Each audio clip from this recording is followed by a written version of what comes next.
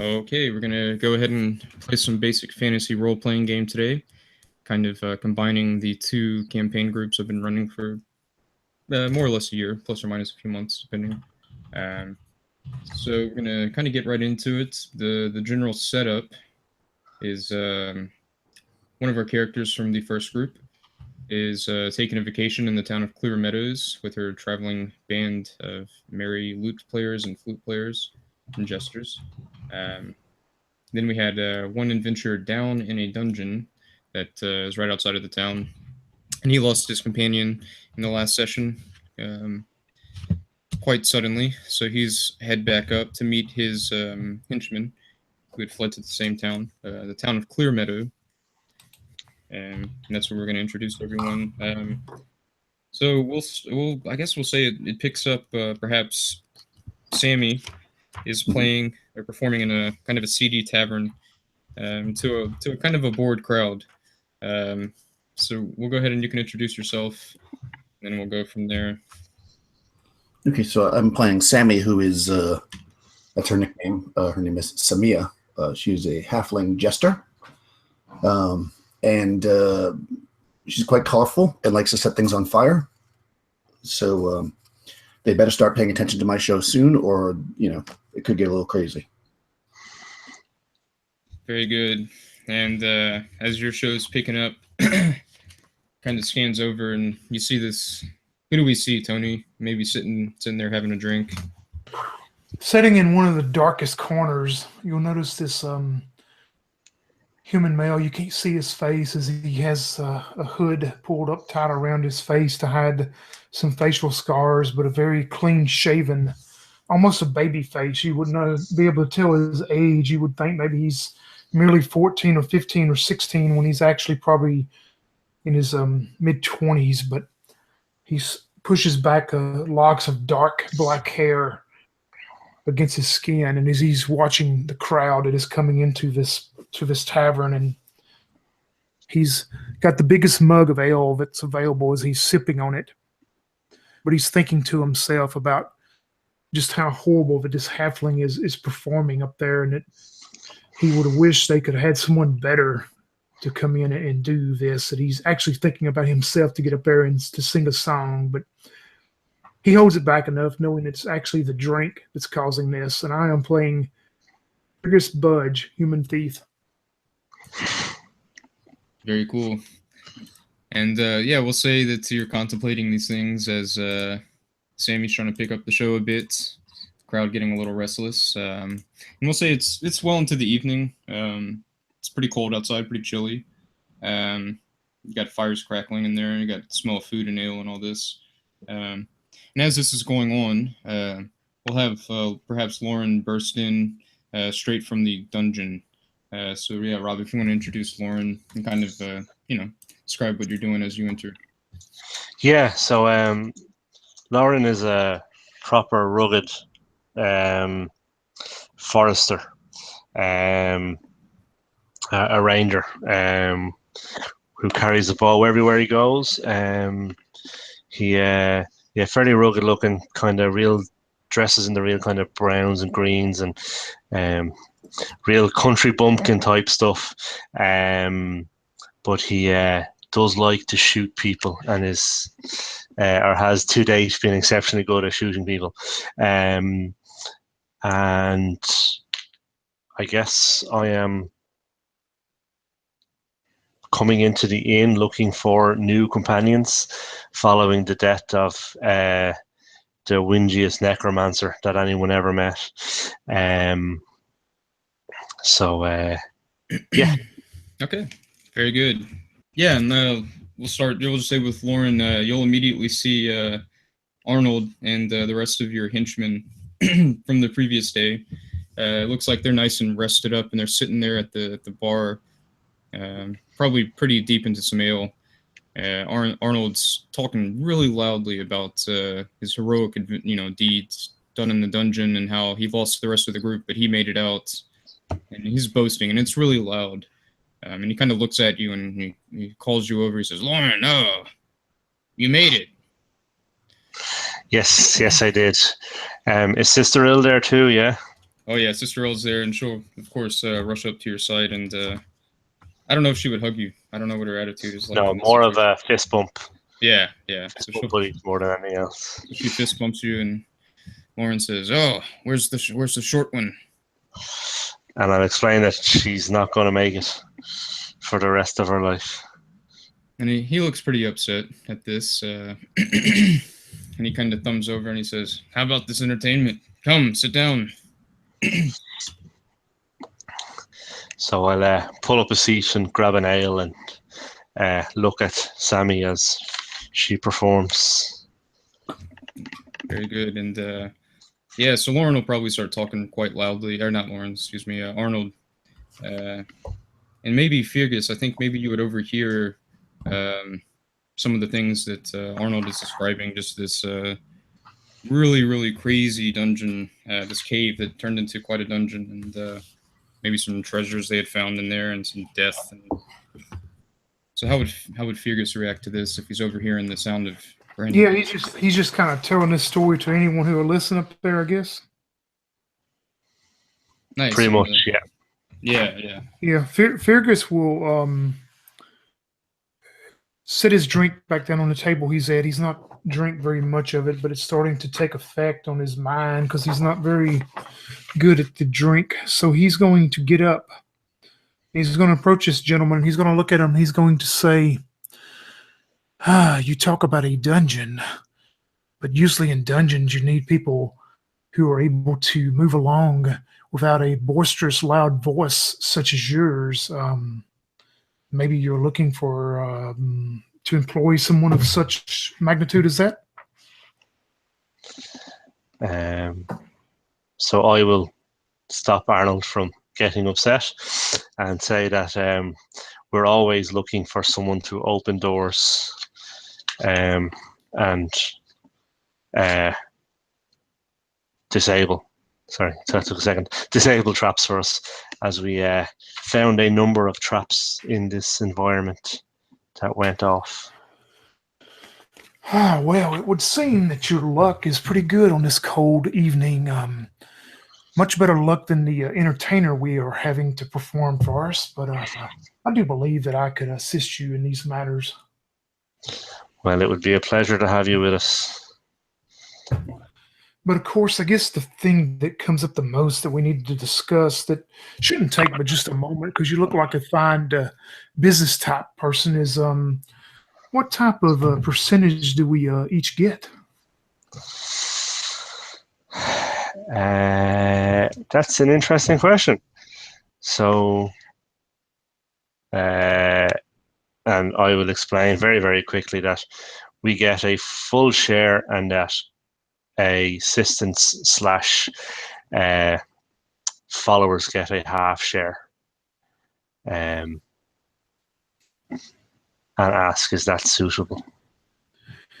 Your terms do sound pretty good, but in a man of my skill, I have you've probably heard this term before, hazard pay. I do have to require just a little bit more for the hazardous things I will be doing to protect you and your boisterous group here.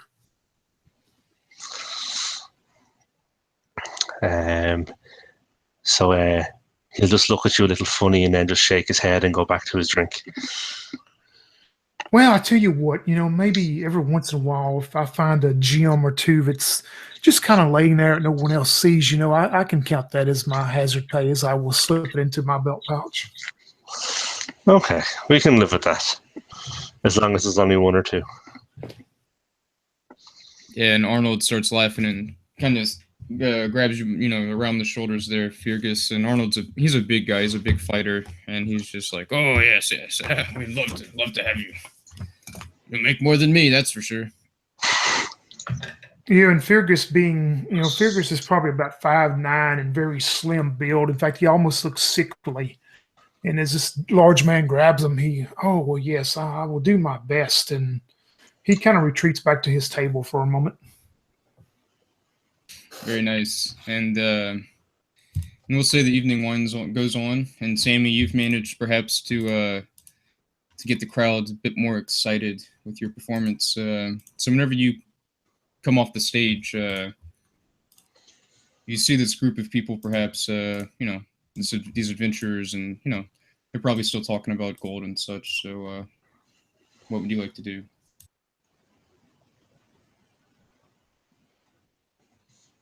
And of course, I'm muted. So seeing that, I've been eyeballing the crowd the whole time, and I see that these guys are adventurers, and I saw the ranger come in kind of a little bit, probably freaked out for a second, and then relieved to find his companions. I'll cartwheel, as I often do, off the stage, and just pull up a chair right at the table, and I will say, I didn't hear too many applause from this table, but I won't hold that against you. I am Sammy. And who am I with here? So hi, Sammy. I'm Lauren. These are my companions, Sister of the Cleric and Arnold the Fighter. This is our newly acquaintanced thief and chief door opener. And we're currently looking for foolhardy sorts to join us in a dungeon crawl. Sorry, Marcus, why were we in this dungeon again? I think you were just asked by the town to investigate it, basically. Not that it's completely necessary. You owe nothing to this town. So it's there if you want it. But there's other things to do, of course. I think that's fine. Well, that sounds exciting. Are there great treasures? I slayed a dragon on my own. Well, my party members looked on. I don't want to say I was by myself. There's always need to be somebody there to keep track and write down your exploits and adventures. And, okay. I jump up on the table and call for the waiter. Drinks all around. Yes, and the serving girl will come and she'll hastily bring drinks, especially to Sammy. She was loving the performance. Cool. So was it a big dragon? Everything's big to me. Oh, that's true. But look at these teeth. So Sammy's jester hat is like a regular jester hat, except she has two horns on it that are from... What was that from? That wasn't from the dragon. It was from some giant lizard or something, right? So she has these it was like a big horn thing. Yeah, so she says, this thing almost took a big bite of me. But I'm still here and taking a little break whilst my friends do some renovations on my theater. That's convenient. Can we interest you in a trip to this dungeon? Indeed. If there are bright baubles and adventure to be had. Well, we'll certainly do our very best to... There's adventure to be had. I don't think we haven't found any baubles yet, but they must be there. Ha. Music then. And she claps her hands, and the two minstrels, seemingly out of nowhere, this mother and daughter appear and start playing festive music around our table. Very good.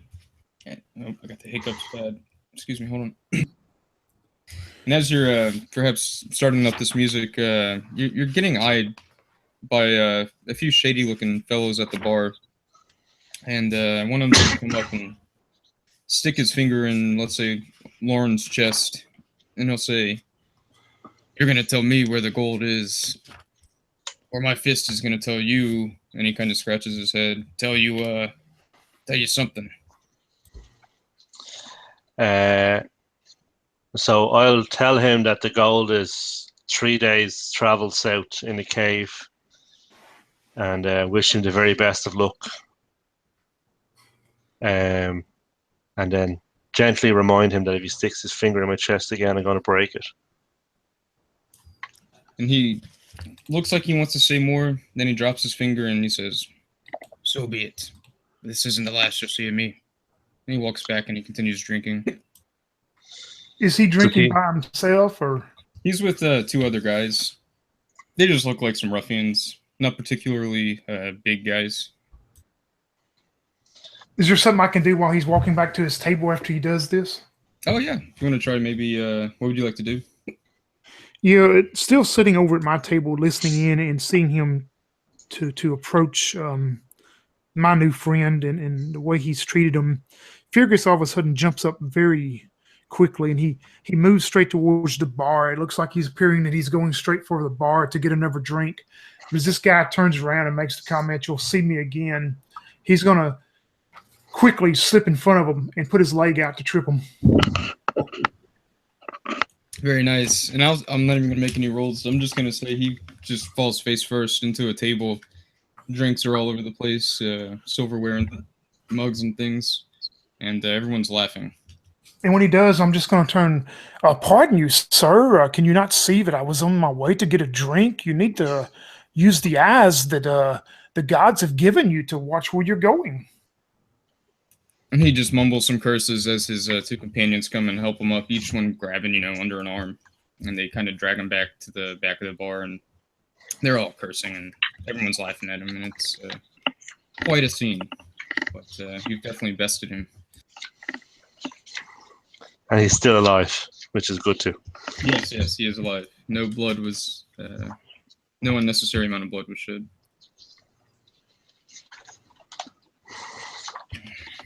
But yeah, so so y'all can head straight down, or if you want to rest up, finish the evening of drinks. God damn it, hiccups. Do you think it was wise to tell him where the treasure was?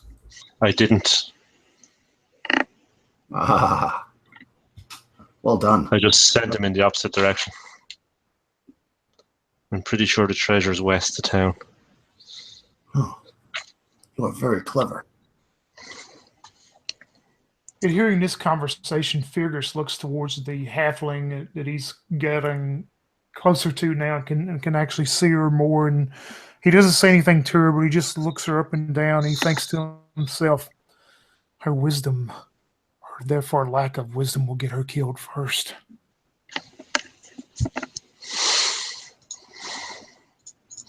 Which is great coming from the thief who has to go first through all the doors. Yeah. As I see this thief eyeballing me, I wink at him. And he actually gives you a wink back, and he, the night is going to be even longer. I would say I would need to rest, and we head out in the morning. Is that okay with you? As he says it to both of y'all. Absolutely, yeah. Sammy's a night owl, so she's going to stay up partying for sure. That's all right. Oh, It's a few hours travel to the. You can catch up on your beauty sleep. Mm-hmm. Yeah, very good. So we'll, I guess, cut the scene there as Sammy stays up partying, probably to an open bar. And Fergus gets some good rest, Lauren as well. And Lauren, of course, you can heal up. I'll say, I can't remember if you had taken much damage last time, but... No, I don't think so. I think we were doing okay until Greg put on that mask. It just went to shit. Yeah, it went downhill really fast. Excuse me. Yeah, so we'll say the morning comes. It's a crisp, cool morning. It's a bit overcast. Oh, excuse me. So I guess you all meet up perhaps outside of the tavern. Oh god, the hiccups are killing me. Hold on. And we'll have horses ready. I'm assuming everyone has horses, yeah. So is this a rough trail? Should I take my wagon, or are we going to go on horses? Because I have a big wagon that's like a minstrel wagon. It's a couple hours out, I think. So you could take the wagon if you want. And that might be good for taking back anything you find. Perhaps not that far. Then I think I'll leave the wagon and we'll come back for it when we need it, so we don't make a big scene. Because I'm sure these guys are probably watching us still.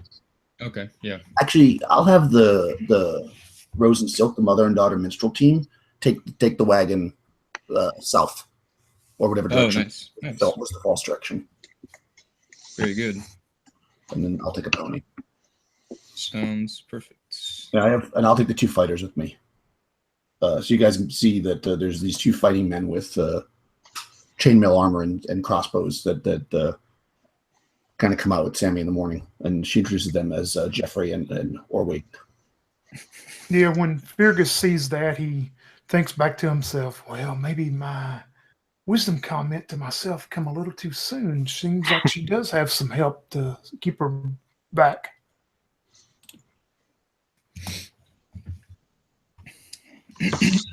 Okay. Yeah, very good. So I guess we'll have Lauren perhaps head them in the right direction, maybe lead this little band towards the dungeon. Oh, excuse me. This is killing me.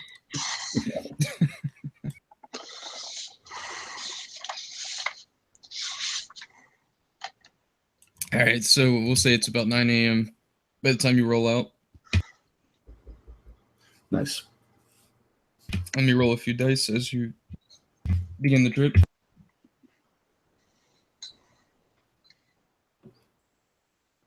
All right, so the first hour is going to be kind of interesting.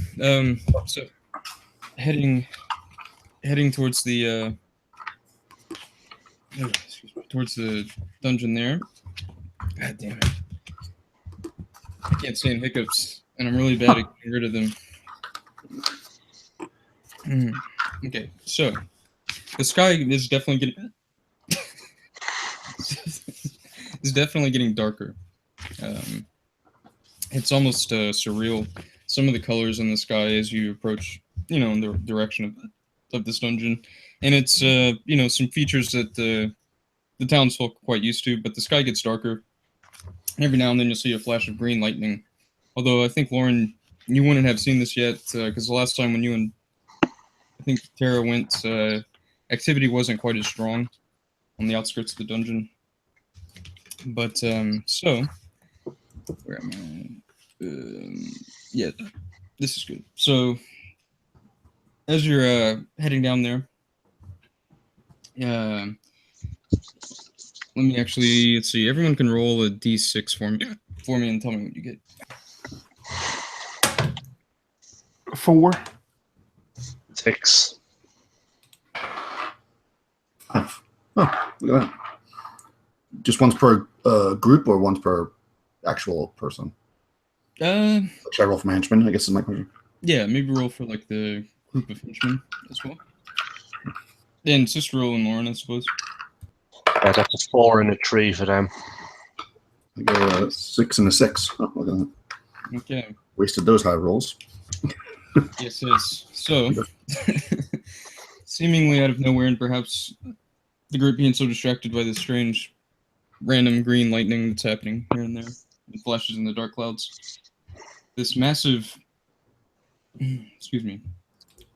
serpent, followed by a not quite as massive, but still pretty big, with gray scales and orange underbellies, and almost an armored back, shoots towards the caravan. So we'll roll initiative. Sorry, there's 2 serpents, is there? Yeah, there's a really big one and a kind of big one. Okay. 4. Okay. Out of 5. Oh, God damn it. Nice. Will we stick to one group and roll one initiative for the 3, or do you want to roll them individually? We'll roll them. Yeah, God, I haven't run Basic Fantasy in a few weeks. We'll do them individually, I think. Yeah. Oh, okay. Then I'll Or wait, actually, yeah. If you have henchmen, they'll just be on your turn. Sorry. Okay. Yeah. Yeah, that makes it easier. Yeah. Yeah. This is a lot to take care of. So let's see. So the Sammy was on a 4, Fergus was on a 5, Yep, correct. and Lauren and Lauren's on a 2. on a 2. Okay. The enemies are on a 2 as well, so we'll start at the top. Yeah, Fergus. So you see these nasty-looking armored gray and orange serpents kind of bursting out from seemingly nowhere. But Oh, now, just to clarify, are they coming out of the sky or are they actually on the ground already? sorry, they're on the ground. They were probably in some brush or something. You just hadn't noticed, but you were all distracted by the sky. How far away are they? They are about. Roughly. They're pretty close. They're about 20 feet away. Ooh. They kind of got the sneak up on you there. Yeah, he's going to wearing his cloak and his hooded deal that he wears most of the time. He's actually got a light crossbow hid up under it, so he's just going to swing it out and take a shot at one of them with the light crossbow. That's probably going to miss a 6. Yeah, it's a little off. As we go to the 4s, Sammy and company. Okay, so Sammy says, "You punny, not pated measles, take my sling." And she's insulting them. So our morale goes up. Everybody on our side goes up by 1, on their side by 2. Nice. Our side goes up by 1, theirs goes down by 1. What goes up, you say? Morale. Okay. So that's a 20 total. Okay. Yeah, that'll hit. You're looking for a 17. And it does 4 points of damage.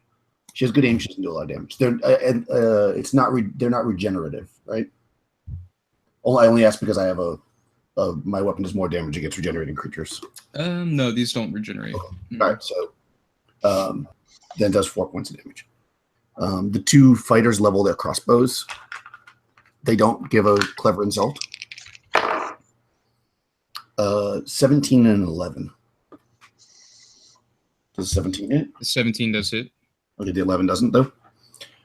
I'm assuming. And Right. Yeah. crossbow. They're targeting the same creature, of course. Okay. And it does 2 points of damage from the crossbow. Okay. Nice. Yeah. So 2 points for a total of 6. Okay, not bad. Yeah, cool. So we're gonna do simultaneous Lauren, Cicerelle, and Arnold, and then the 2 snakes. Okay. Are both these creatures the same size? No, one's the one in front is a bit bigger. Okay, so I would like to shoot the one in front. That is a hit for 6 points of damage. Okay. 19. And Cicerelle and Arnold will both run up and melee attack it. So we'll go with Arnold first. Ooh, that's a 24 for 6 damage. And Cicerelle, somewhere in a second. She lets the side down badly with a 15.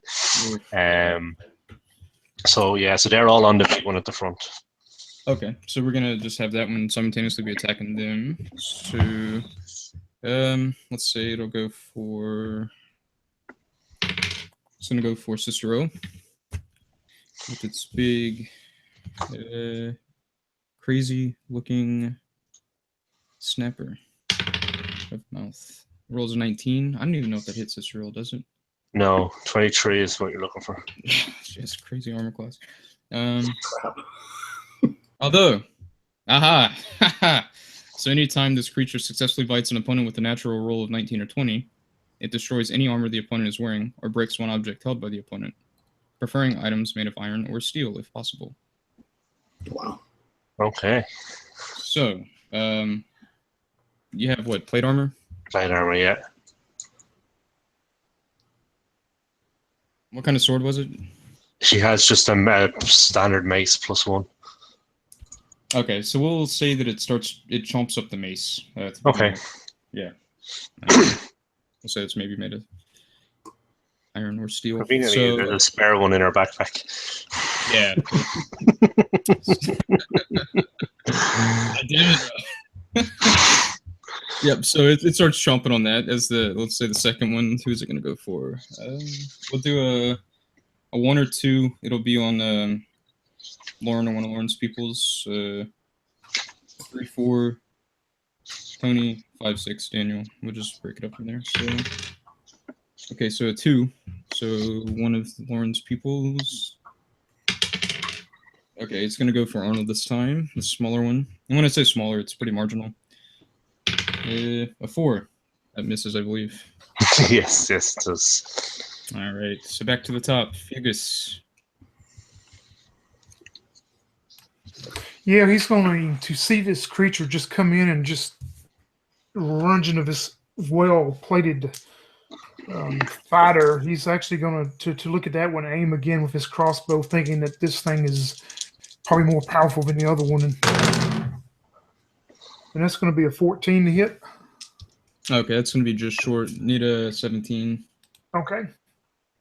And as it goes to Sammy. Okay, so Sammy sees this droning elf-skinned footlicker, and she charges forward on her pony, holding forth her amulet, and she makes a big scene. Like she waves her hands around so the thing will look at her. Because if you remember, this is the Medusa amulet that if it looks at me, it has to save or turn to stone. So, look at me! Yeah, very nice. So I'll have it make a save. Let's see. Finish taking my notes there. Okay. All right, cool. So let's see.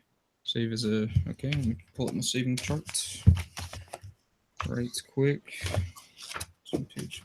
Okay, yeah. It rolled a 16. Probably not. No, definitely not.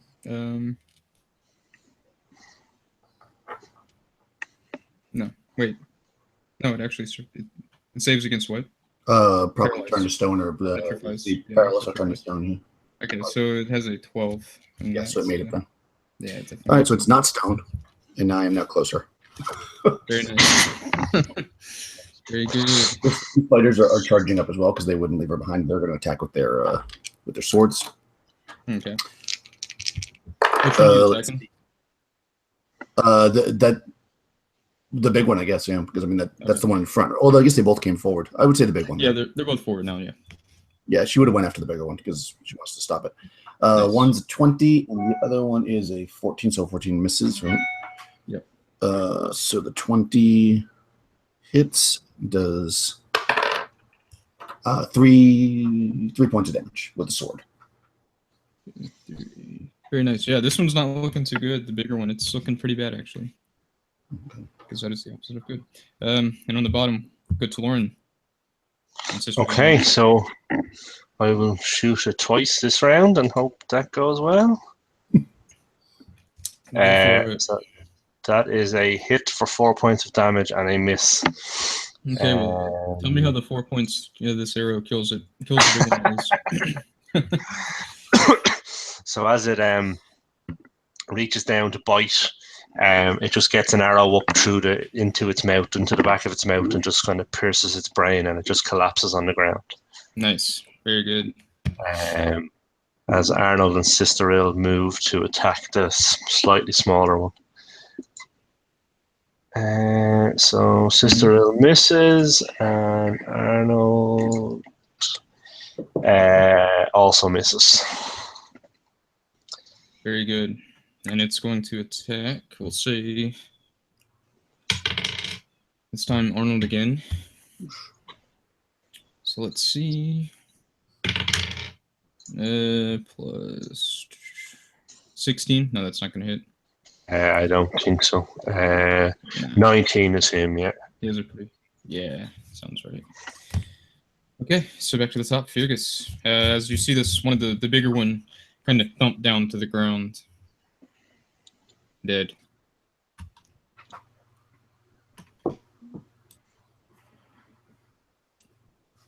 And you are muted, Tony.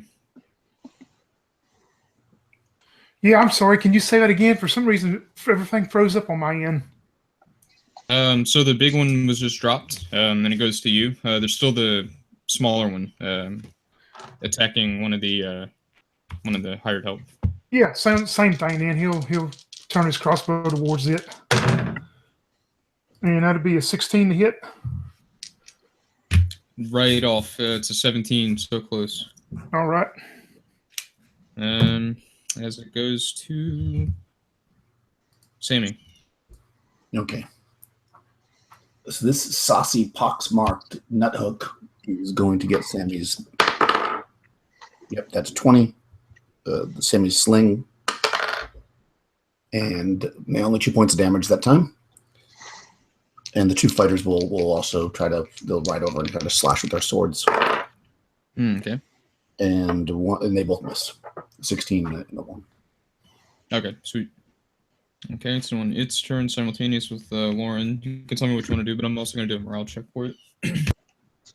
Okay, so I will shoot it. See how that goes. Let's say 19 for 10 points of damage. Oh, And jeez. the, Very nice. and the other two will just attack it as well. So Arnold misses. And so also misses. Okay, cool. Let me check its morale. Bada bing, bada bing. I think it might run away. Let me hurry up and check though. I always forget with Basic Fantasy how that should be spent. Okay, no, it's willing to stand and fight. Okay, great. Clearly, though, You it was mean it's willing to die here with its friend? pretty much, yeah. It's also craving some iron and/or steel.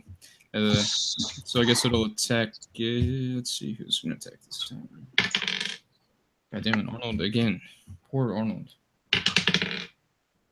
Ah, Jesus. Four misses, yeah. Yeah, Okay, so back to the top. just about. So furious. Yep, same old thing. He'll try again and concentrate and hopefully get a bolt into it. Nat 20, so Oh, nice. 4 damage with the bolt. Okay, 1, 2, 3, 4, and it's looking like it's almost down. It's so close. Not quite, but it's making some crazy hissing noises as it goes to Sammy. Yeah, well, that doesn't stop it from being a dankish, common kissing bugbear. And if you will, in fact, sling it, or try to anyways. That's, again, a 20. Mm-hmm. And well, 10 max damage, 5 damage. Okay, tell me how you destroy it. Okay, so much like David, I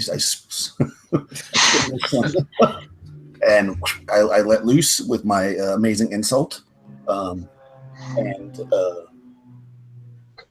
it goes down its throat as it's hissing, and then it actually chokes to death. Nice. Weird, but I'm telling you. Very good. Yeah, and it thinks it's perhaps getting a fresh meal, but in fact, it's getting a sling bullet that it promptly chokes on and dies. And with that, Well, it was looking for metal to eat, so. Yeah, it's a fitting end. Okay, so yeah, you're out of combat there. And now I'll say, looking around, you can kind of see where they came from, because you're probably more focused now. Yeah, and about 30 feet off the road there, kind of through the brush where these guys came from, you do see what looks like a pretty large hole in the ground. They probably slithered out upon hearing you. Hey, Marcus, do you allow half recovery on arrows and bolts and stuff?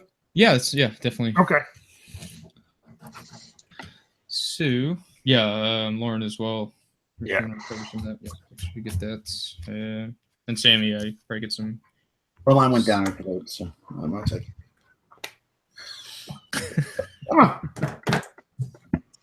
I don't want to cut it. Doesn't have any kind of interesting horns or anything, right? That I could take. No, it has just. I mean, it has some kind of neat looking, like armored plates on its back, basically. It's like gray scales. I don't know if you'd want that. It does seem to have a taste for weaponry and armor. Yeah, that's what I was thinking too. So I tell Jeffrey to probably both of them, Jeffrey and Oregon, to kind of roll it over onto its side or its whatever, or its back if possible, the smaller one, and we're going to cut it open and look in its gut. While they're doing that, Lauren would like to explore the hole to see if there's treasure in there either. Nice. Yeah, Fergus would go with Lauren. It's far less bloodier. Let's start with the the snake belly. So, hold on, I'm gonna try a different chart than usual. Let's see. Let's say 25%. Yeah, I want to use some of those. What is it? those crazy charts, Daniel, you'd sent me a while back, or rollers, generators, not charts. Excuse me. Okay, so actually, that works out pretty well. So inside the snake, as it's sliced open, we'll say snakes. This looks like enough for both. You'll find a silvery gold belt. I'll put it on the chat in a second, actually, but it's worth 250 gold pieces. A 6-inch tall, say, steel carving of a fist, and that's worth 500. 2 iron bars, worth 20 each, 20 gold. You'll find a gem, a star rose quartz. It's worth 40 gold. And you'll also find, a morning star ball made of iron with 4 gems decorating it, worth 2,400 gold pieces. God damn. Wow. All right, cool. So that's in the snakes. I was like about to be like, oh, good, the cleric can use that as a weapon, but no, not for 2400. Oh. People sell it. That will be sold. Yeah. Okay, so let me just paste some of that in the chat there. So, Nice. that's a cool generator. Yeah, I haven't used that one yet. So Yeah. generator, treasure generator. So what did I say that was? 250. And what were Lauren and Fergus? We wanted to examine the hole to see if they had a treasure trove in their hole. Yeah, looking down there, you would, let's see. Yeah, you would actually find, yeah, you would find lots of probably like partially eaten weapons and armor and such. Probably was some nice armor and shields and things in there, but it's basically devoured. Let's see this thing. Yeah, when we find that there's nothing of value there, and we walk back towards and see how smiling the halfling. What did you find doing your dirty work? Evidently, it's something to put a smile on your face. My young thief, you must learn that the monster's gullet is where the treasure is often held. It seems like it was enough to at least put a smile on your face. That's good, because that's the share for everyone now. Oh, I thought I overheard you say that anything shiny that you could put to the side would be your hazard pay. So, yeah, I think this is my hazard pay. Well, but you didn't understand, my dear halfling. Hazard pay is for thieves only. That's part of the contract we make. Yeah. He just looks at you.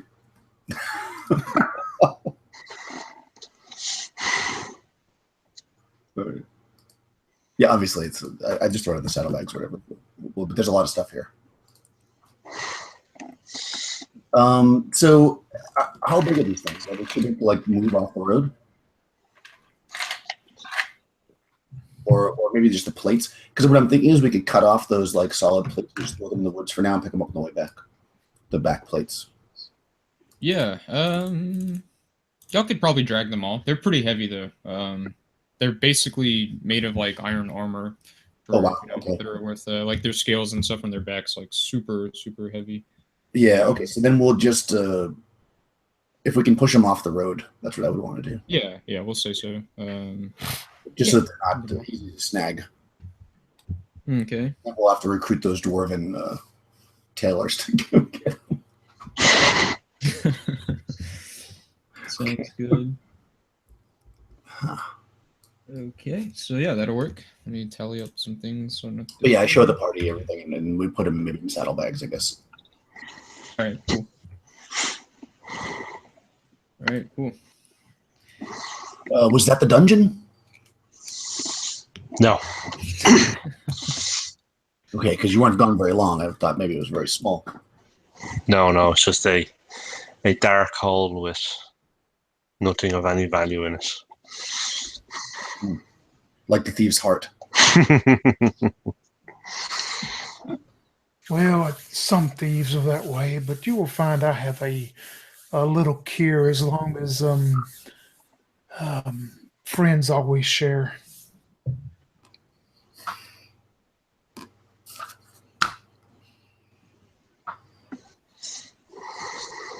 And yeah, we'll say this encounter was pretty quick. Maybe you spent, all of maybe 45 minutes, doing all this, including the fight and then looting after.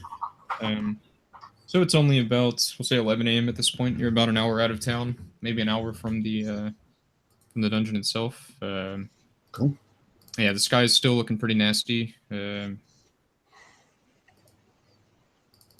so do y'all want to continue?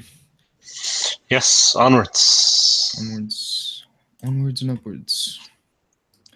All right, so let's see what happens on the final stretch as the sky continues getting a bit darker. Ooh, okay, great. Huh. So this time, let's see what happens here. All right, so that sounds fun. Oh yeah, we'll do that. So, whatever. Let's see what that does. Okay, cool. So, all right. So as you're heading, you see what looks like another adventuring party. Looks like they're a bit behind you. We'll say Fergus spots it first. He seems like he would have pretty good eyes. Maybe he's in the back there. But yeah, behind you a ways, maybe 100 feet behind you, you do notice another adventuring party. Is it that clown from last night? It is, in fact, that clown. It seems like he was not foiled. He has a few other men with him. I look at the guys and I say, I can hide off the road and get behind them. Fergus looks at you with a puzzled look. And then I do it.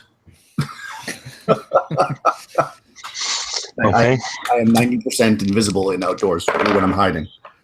And I rolled a 5. Nice. Okay. You look and you don't see any halfling anymore. Okay, so we will continue walking on until the party passes where Sammy disappeared. Mm-hmm. And then I would like to turn around and fire a shot, not at them, but in their general direction to let them know that if they come any further, they're going to get into trouble. Okay, and let's see. Yeah, Sorry, I should probably ask how many of them there are before I do that, but anyway, how many of them are there? Oh, there are 6 of them. Oh, that's fine. 1, 2, 3, 4, 5, 7 of them. Sorry. So there's 3 original guys. Just so you know, Marcus, my plan is if they start charging the group after they go past me, I'm going to jump out and attack them from the back. Yeah, totally. Sounds good. Yeah, and Fergus, it seemed the halfling had disappeared into some underbrush or whatever. He would also want to try to move silently back into some brush and maybe come up behind their party also if he can. Okay, cool. Yeah, definitely. You can slip away. All right, so we'll start with we'll just say the warning shot is fired. And the guy's horses kind of rear back a bit, but at that point they're going to start drawing their weapons and charge. Okay. Then I'm going to jump out, so if we can roll a shiver, how you want to do that? Yeah. Yeah, I'm going to jump out and cast my sleep spell. All right, so yeah, we'll start with initiative. They're on a 1. Nice. Okay. So that's a 5. So what? 5. Okay. I had a 4. I'm on a 4 too. Terrible initiative. That sounds terrible because I'm +3 to initiative, so I'm able to. Okay. Wow. All right, Yeah. So that is my plan then. So if I go first, I'm going to jump up and try to put them to sleep from the back. Okay. Yeah. So you are in fact first. So I jump out, and with a very long-winded joke that's not that funny, it actually puts them to sleep. very nice. Let's see how that works. No one else says put somebody to sleep. So do they get saves? It works. Yeah. I usually don't get a save, but I'll check this. No, I don't think so. This edition, let me just check. Let's see. It's a little different. Oh, but they do the alphabetical thing. Sorry, I should probably screenshot. I only have 3 spells. I should probably know how they work. Several creatures of 3 or fewer hit dice into a magical slumber. Creatures 4 more hit dice are not affected. Caster chooses a point of origin for spell, so I'm going to drop it right in the middle, of course. And those creatures within 30 feet of the chosen point are affected. Each creature in the area affected is allowed to save, so they get a save versus spells. They each get a save. They each get a save. Okay, great. Yep, if they're 3 or fewer hit dice, they get a save, and if they are 4 hit dice, they are automatically not put to sleep. Okay, so these guys will get a save. Let's see. Okay, fail. No, that's a pass. Pass. Pass. No, that was a fail. Fail. Okay, so 3 of the 7 pass. The rest drop. Or probably slump forward on their horse, falling asleep, slowing the horses down as well. So we still have, 4 of them. No, 3 passed. Yeah, so you still have 3 of them. Excuse me. Very nice. Okay, cool. Okay, and the 2 fighters will shoot their crossbows at them. Okay. The ones that aren't asleep, obviously. If Yeah, it's clear, sure. if it's clear to us which ones they are. They probably both terribly miss with a 10 and an 11. 10 and 11. Let's see there. Yeah. Okay. Yeah, they're not that good, these fighters. These guys are wearing leather basically across the board, so yeah, maybe they missed. But you're looking for a 12. Okay. 13, I think, if they're letter. Oh, it's 13. Okay, right. There we go. Sorry, 11 is the base in this for whatever Oh, reason. that's right. Yeah, it's 11. Okay. Just to make it even more confusing. Yeah, definitely. So it's a good difference right there. It's 11, not 10. Okay, so yeah, 13 is what you're looking for. All right, next is so we have Fergus and Lauren simultaneous. Do you want to go first, Fergus? Yeah, I guess with him being at the back, he was hiding. What he wants to do, Marcus, is he wants to run out from the bushes, and these guys are on horses also. So he wants to run and try to jump up on the horse and get this guy in a headlock and bring him to the ground. Grapple him and bring him to the ground is what I'd like to do. Okay, yeah. So yeah, you can jump and you do the I think it's opposed strength checks for the grappling, if I remember correctly. And this is... Oh, that's not going to be good for me, but he's going to try it. Let me triple check that though. I always get confused with this one and limitations for grappling. Wrestling. There we go. That's what it's under. Okay, no, you do a successful melee attack roll. That's what it is, and that'll be you grabbing him. It's maintained until he makes a save versus death ray, which is attempted on his action. Okay, cool. Yeah, I'm gonna miss him then because I had a 10 on the die, no modifiers. Okay, well we'll see you land on the horse. Okay. So you'll be on the horse there, as that's kind of slowing down. But okay, and Lauren, yeah. Okay, so I would like to shoot one of the guys who is not the one that Fergus is on the horse of. That just seems rude. Oh, yeah. So that is a 15 for 5 points of damage. And yeah, that definitely drops him. Okay, and so that means there's one remaining, right? So Sister Ill and Arnold will both run up and try and attack him. So Sister Ill also gets a 15 with 5 points of damage. Oh, nice. On the second one, and then that drops him. Oh, that drops him. Okay. Yeah, 3 hit points. So then Arnold will try and attack the one that Fergus missed for 3 points of damage.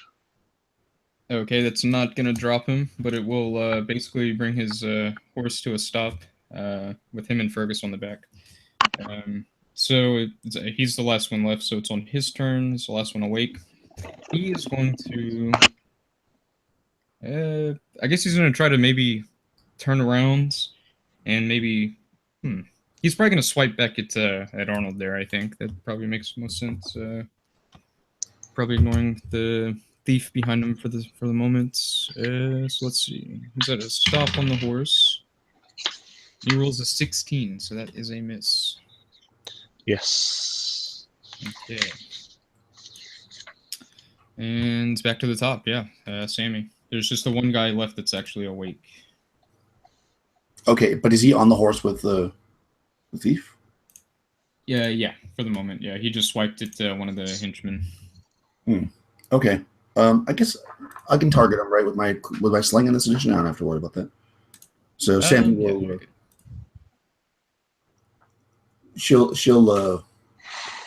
We'll call him a clouded, beef-witted barnacle, and with a 18 hit him. 18 definitely hits, yep. For 5 points damage. Maximum damage. All right, so yeah, tell me how you finish this combat with this last guy. Yes, this guy's on the thing with the thief. So the thief's trying to wrestle with him, and then all of a sudden the thief just feels the guy go limp, and you look and the side of his head is bleeding from where the slingstone just hit him. Nice. Okay. I just push him off the horse and continue on the horse like nothing happened. Very nice. Nice. All right, so there's still the 4 that are sleeping on the horses. But those are kind of either stopped and kind of scattered about, or maybe a couple have run off. It's up to you if you want to kill them. Well, I certainly like to take their horses and their gear. I don't know that we necessarily need to kill them unless anyone. No, I don't think we want to kill them. Let's strip them naked. Take everything they have. And I'm gonna put, tie them up, basically. Okay. That's possible. That'll work. Yeah, you can wrap them up. They have like rope or anything? Oh yeah. They'll have rope. I use their stuff to do that, because I don't. Okay, great. Sounds good. But I don't see any reason why we shouldn't just tie them up and leave them. We don't need to just murder people, I guess. No, that is an excellent idea, little halfling. They will discover that it is more harm done to them by people passing by and seeing their nakedness than it would be to see blood flowing out of their throat. Actually, I have a question. Did we kill the guy that was what we would presume the leader, the loudmouth, or is he one of the knocked out guys? We'll say he was one of the knocked out guys. I'd like to break his finger. Oh, you can definitely break his finger. It might wake him up. Well, actually, he's under a spell. We so time him up sleeping. first. Though, Yeah. If he wakes up, I'll just kill him. It's fine. Don't worry about it, Marcus. Would there be any trees that are close by that I could maybe find some honey at? Wow. I like this idea, so I will say yes. Yeah, while they're doing the rest of the party and knowing that this leader, that one that wanted to throw about his strength the night before, I'm going to go dip out some honey and bring back, and I'm just going to cover the majority of his body in it. I'm going to go, I wonder if the bees or the bears will get to him first. Oh yeah, and he's Nice. slumbering away in his magical sleep, but he's not going to be too happy whenever he wakes up.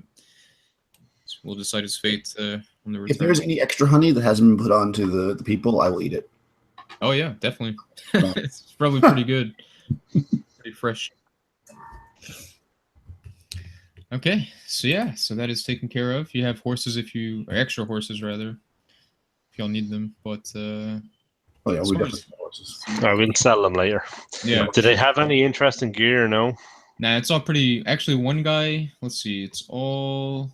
So out of the 7, there's a long sword, 2 broadswords, a club, a morning sword, a short sword, and then a heavy pick that's +1. So it looks magical. Ooh, heavy pick. Yeah. Better than a light pick. It's a heavy pick. There's that. Aside from that, no, they're all just wearing pretty basic, shitty leather armor. Did any of them have any crossbows have any bolts? Yeah, we'll say one of them had bolts. 2 of them had bolts. So you can find, we'll say, 1 full thing of bolts, and then maybe an extra 5. Let's see what. I would take them, and if anybody else in our party uses a crossbow, divvy them out also. Yeah, my guys use crossbows as well. So, the We should definitely. I mean, obviously we're taking everything, but we definitely should take the heavy pick if we have to dig anything up. Yeah, Yes. Go for it. So yeah, we'll take that. Okay, nice. Those Money pockets. wise, That's we have it. let's see how much. And between them, they have between all of them, they have a measly 138 gold pieces 100 rainbow pieces. between all 7 of them. Yeah. So.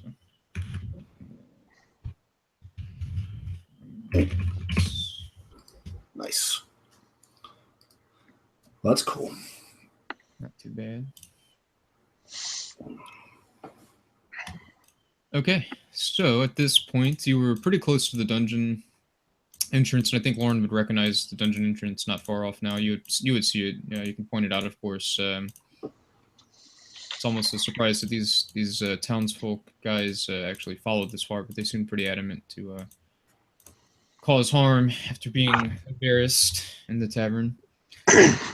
But they're an unsavory sort. They're probably not even from that town, so the townsfolk will not miss them. Well, they used to be, not so much anymore. Yeah, not so much anymore, definitely. All will be forgiven.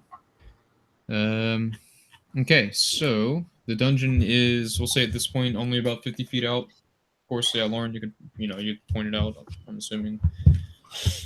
Let me describe the mouth of it again for the new guys. Yeah, so let's see. That's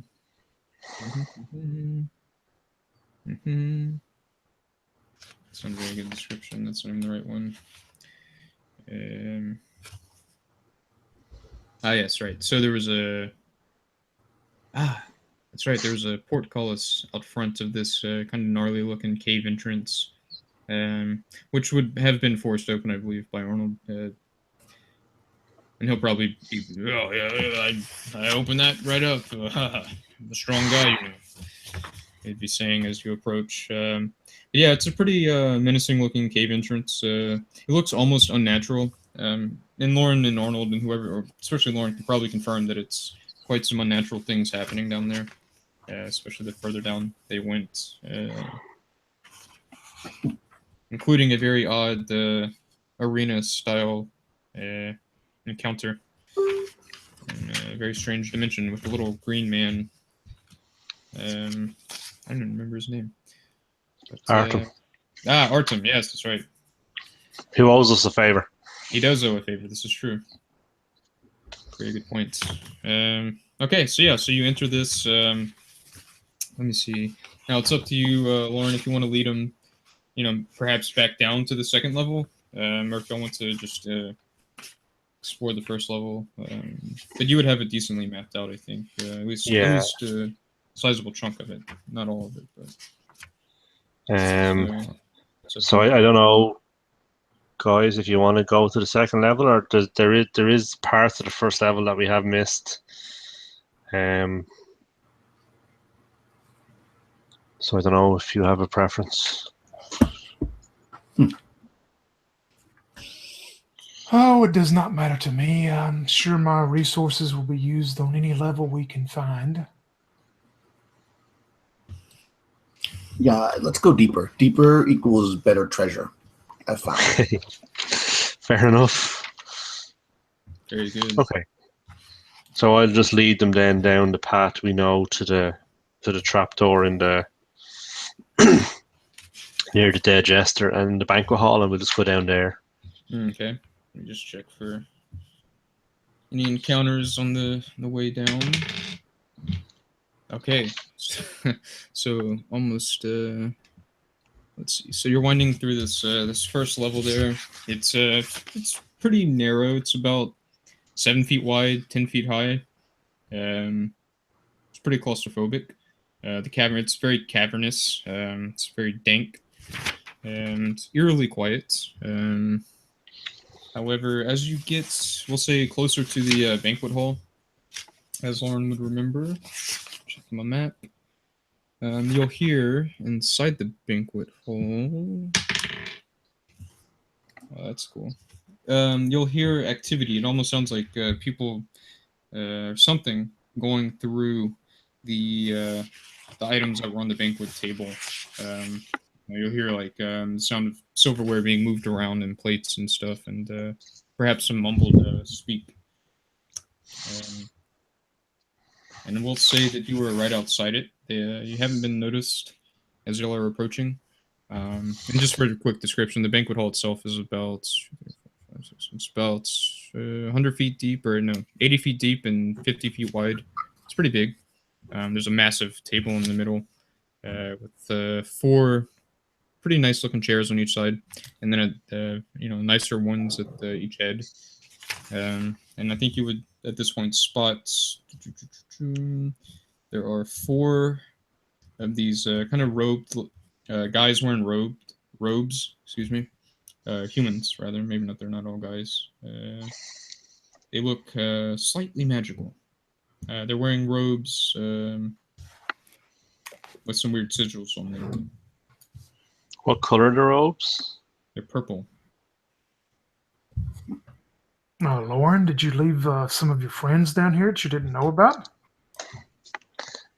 No, and I suggest we murder them before they get the treasure ahead of us. Treasure? And with that, I'll just kick the door open and shoot the first one I can see. Nice. Oh yeah, very good. So yeah, you can roll an attack, then we'll do an initiative. Natural 20. Oh, nice. Okay, yeah. So go ahead and first shot. So if they're humanoid, that's 13 points of damage. Okay, so that guy drops. So there's 4.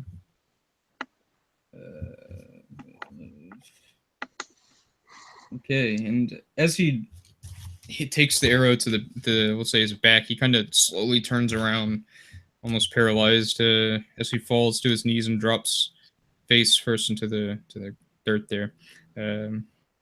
Now you would recognize Lauren. I think the sigil on the front of him is the sigil of your old companion Dagon. I think you would recognize his mark. Oh. So he drops, and we'll roll initiative as the other 3 stop scavenging and raise their hands. There we go. 6. Okay. Had a 3.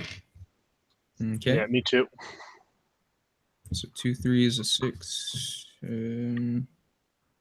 They have a 6 as well. Okay, so the simultaneous. So they're going to be casting some magic. What is Sammy going to be doing? So Sammy's going to, since the door's open up, she's going to do a bit of a tumble into the room. And she's going to say, "Look here, you absent-minded twerps." And she's going to hold up her Medusa amulet and swirl it around so where they see it, and will be turned to stone. Okay, so I'll have them all make saves. Yeah. Let's see. All right. Where's my... What level are they? She'll also add that purple looks better on her. Oh. Of course. All right, so let me check their charts. Okay. So, all right, so 1 got a 20. The next one fails. All right, so 2 failures, 1 success. So 2 of them immediately turn to stone with their hands raised in, magic casting fashion. But the other one is going to cast some magic at you.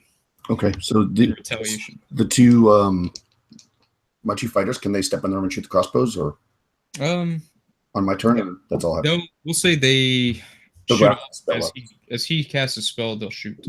Yeah, it's fine. Yeah. 16 and an 18 and a 20, so they probably hit. 18 and a 20. Oh yeah, they have an AC of 11. They're unarmored, so. And 7 and 2 for damage, so 9 points of damage after the spell goes off. Okay, I'll check his hit points. How much was it? You said 7 total. 9 total. 9 total. Okay, so he's almost dead, and it's going to stop him from casting a spell. Actually. So we're going to go to the 3 simultaneous Fergus and Warren and Arnold Sistro. Yeah, I'll let Lauren go first since he's the one that pushed the door, and you will probably a step ahead of me. Okay, so I'll just shoot him, hopefully. So 23 for 7 points of damage. Nah, he's dead. He had a hit point left. Okay. That All right, so was very SWAT style right there. You kick the door, and then buggers come in and spread out, and then the halfling runs in. Yeah. But it seems deadly that you could turn two of them to stone since they won the initiative. That could have been bad. Yeah. Yeah, and for what it's worth, they were all going to cast Magic Missile. Okay. Would have been solid. Yeah, I don't have a lot of hit points, so. All right. Okay. I've done that really fast initiative. Yeah, I have a negative on my con and everything. But. All right. So you have, right. Okay. One dead guy, 2 stone guys, and two are dead, 2 are stone, but essentially dead. A couple of them are stoned. Yeah, quite stoned. Now the 2 that well, I guess we're gonna search the bodies. Have you been in this room before, Lauren? We have, but these guys weren't here before. When we were here the last time, there was only 3 dead bodies. Oh. One dressed like a jester, one dressed in fine clothes, and one dressed in shabby clothes. Yeah, and those are still there, although they look like they've been searched again. Halfling, would this be one of your friends if they're dressed like a jester? I don't think so. Does the jester have nicer clothes than me? Yes, they are quite nice. They're probably not going to fit me though, because it's a human, right? Yes. Right. Let's see. But surely you can sew as a jester. Yeah. Give you something to do while you're on watch. No, for sure. Well, if they're rotted or whatever, I don't want to. No matter how nice the clothes are, if there's a rotted body in it, I don't. Looking at these purple robed figures that we just took out, is there any way to maybe investigate, ascertain? Maybe would any of us recognize maybe what they are from, as far as if they're from some type of magical order or society that one of us would know? I don't think you would recognize it. Although Lauren might remember, and Sammy could even find out, but the jester has a dead dove in his pocket. Not that signifies anything. It just looks like a court jester. He has a spider tattoo on his neck. But what about the purple robe ones that we just... Yes. These guys. I think if anyone would recognize them, it would be Lauren, just because the cult is a cult that was not too... is relatively previously, recently formed by one of their old companions, who turned quite to the dark side and has been sneakily popping up here and there. And who died and returned. Yeah. We're going to start calling him Jesus. But he was a necromancer, and he's all about the purple light and shining purple lights. And he said something about tree people or forestry or something. He had some bee in his bonnet about. I must try and find out my notes, but he had a bee in his bonnet about forestry or something along those lines. Should we take the purple robes as a disguise? You could. Okay. They're a bit bloodied, but it's probably dark. It's dark purple too, so it probably mixes okay. I guess we can search their bodies while we're at it. The 2 that aren't stoned, obviously. Right, and all you find on one of the guys is a little pouch, and it's full of fingers. Oh, weird. Oh yeah, he liked to collect body parts. Sorry, I forgot to mention that.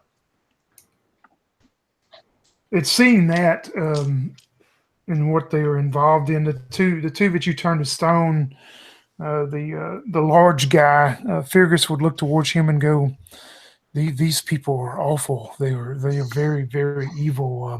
Do you think maybe you could just go ahead and destroy those stone deals, and they'll never come back?" Yeah, I think Arnold would be more than happy, and he'll just, oh yeah, of course, and he'll just walk up and kind of nudge into one, and it'll fall over and crack, and he kind of laughs and does the same to the next one. Taking care of it, I have. Excellent. Now they're all finished. Is there anything else in this room apart from the trapdoor then? No, it's the same stuff from last time, just plates, bowls, cups, broken stuff. Yeah, and then the stairway that was under the table. Okay. So a dead dove in the pocket, Yes. that could signify some kind of poison. It has a broken neck, as you inspect it. It probably does not, though. And I show strong some concern for my parrot, Barry. But since it's not poisoned, yes, I will be okay with going down. And sorry, the jester also has this spider tattoo on his neck, does he? Yeah. And does any of the other dead bodies have tattoos Let me see. on their neck or? No. Just the jester. Just the jester. Okay. Oh, and Sammy, you might like his hat. His jester hat has bells on it. I don't know Oh, if you I'll have take one of those. Yeah. Thank you. It's purple, green, and gold. Oh, nice. Yeah. And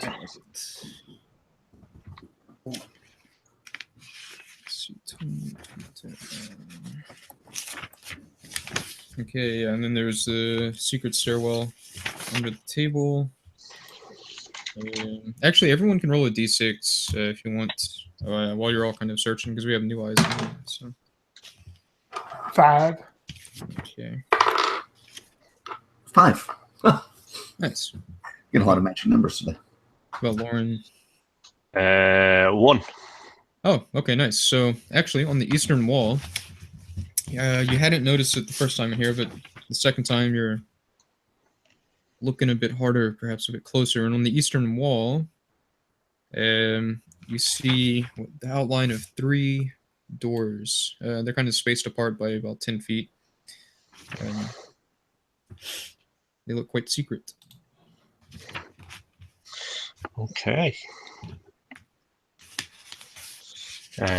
Can we see, is there any obvious way to open them? Yeah, they look like they could just be pushed. And I'm like, Fergus, it's time to earn that hazard pay you were talking about. Well, just tell me which one is the first choice that you wish. The middle one, please, Bob. Yeah, and I'll move towards the middle door and check it. Is it lit in here? Yeah, let me. Is it lit? Banquet hall. Yeah.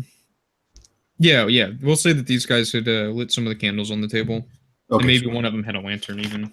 Because otherwise it would have been pretty dark. Yeah, I should have described that.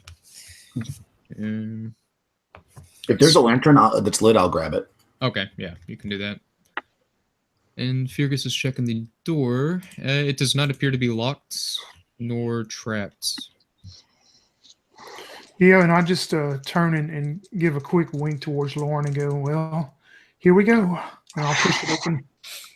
Very nice. Okay, and yeah, it's kind of hidden stone door there. Pushes open quite easily, and inside you see a 20-foot deep, maybe 10-foot wide, almost looks like an indoor garden, and there's lots of fresh fruit and fresh vegetables. This is only a room full of food, which, now don't get me wrong, there's quite a few people I'm sure here enjoy their food intake, but to be something more richer that the halfling would like, I think we're going to have to try another door. Pardon. A dungeon? You didn't find that odd, thief? I've seen so much odd things in my life. Nothing really bothers me anymore. It's magic. Can Sisteril cast Detect Magic? Yeah, she's a cleric, right? She is, yeah. Yeah. And she would. Yeah, she can. She won't find any magical items in here. Okay, Well, that's odd. that is odd. Maybe let's open the next 2 doors while she has the spell cast. Yes, and I think this time I will pick the one on the left. Okay. And again, this one looks like it is not locked nor trapped. And I'll let out just a soft breath as I push it open. Yeah, and you're looking at a pretty identical room. This one has fresh fruits and vegetables, although these look a little bit different, maybe a bit exotic or slightly weird to you. Well, okay, Halfling. There's still no riches in here either. I guess you would want the right door then, correct? Are there any bananas in that room? Yes, there are some bananas. Okay. I'm going to go into the room and get a banana. Very nice. Or a bunch of bananas. Yeah, you can get a couple little things of bananas. Thank you. While the Halfling's doing that, I'm going to the right door. Okay. And same thing, this one is not locked nor trapped. This time, no hesitation. I just push it open. Okay, now in this one you see A dragon. vegetable, a wyvern. Yeah, I wish. Actually, no. You see, you see a brown leather knapsack. You see a leather rucksack, and you see a few. Let's say 3, just like pouches, like cloth pouches. You know, it's seeing this and knowing the Halfling is in there getting her bananas, I'm think to myself, she should have waited. And I run and pick up those pouches real quick and open them, the small pouches. Okay, so let's see the pouch. Oh, Jesus Christ. All right, so this first pouch has 525 gold pieces. Put that in the chat. I'll put it in a second. Let's see, and it also has 2 gems in it, have a yellowish tint, but they don't look that nice, so they're worth 5 each. And that's all that's in the first pouch. So. Yeah, and you'll see me. I take that first pouch and I slide it onto my belt. And I look back towards Lauren and I go, this is my hazard pay. And I throw the other 2 to him for him to open. Okay, so I'll open the other 2. Okay, very nice. And the next one inside of it has a stuffed, it's like stuffed in there. It is a white wizard hat. Is it magical? Cicero would indeed confirm almost immediately that it is quite magical. Nice. Oh my god, it's really magical. Okay. Not bad. That all that's in that pouch, yeah. Yes, just a hat stuffed in there. And what's in the third one? The third one has a silver chain, which is worth 63 gold pieces. A very random amount. Yes.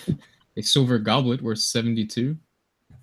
And 2 blue star sapphires, 90 gold pieces each.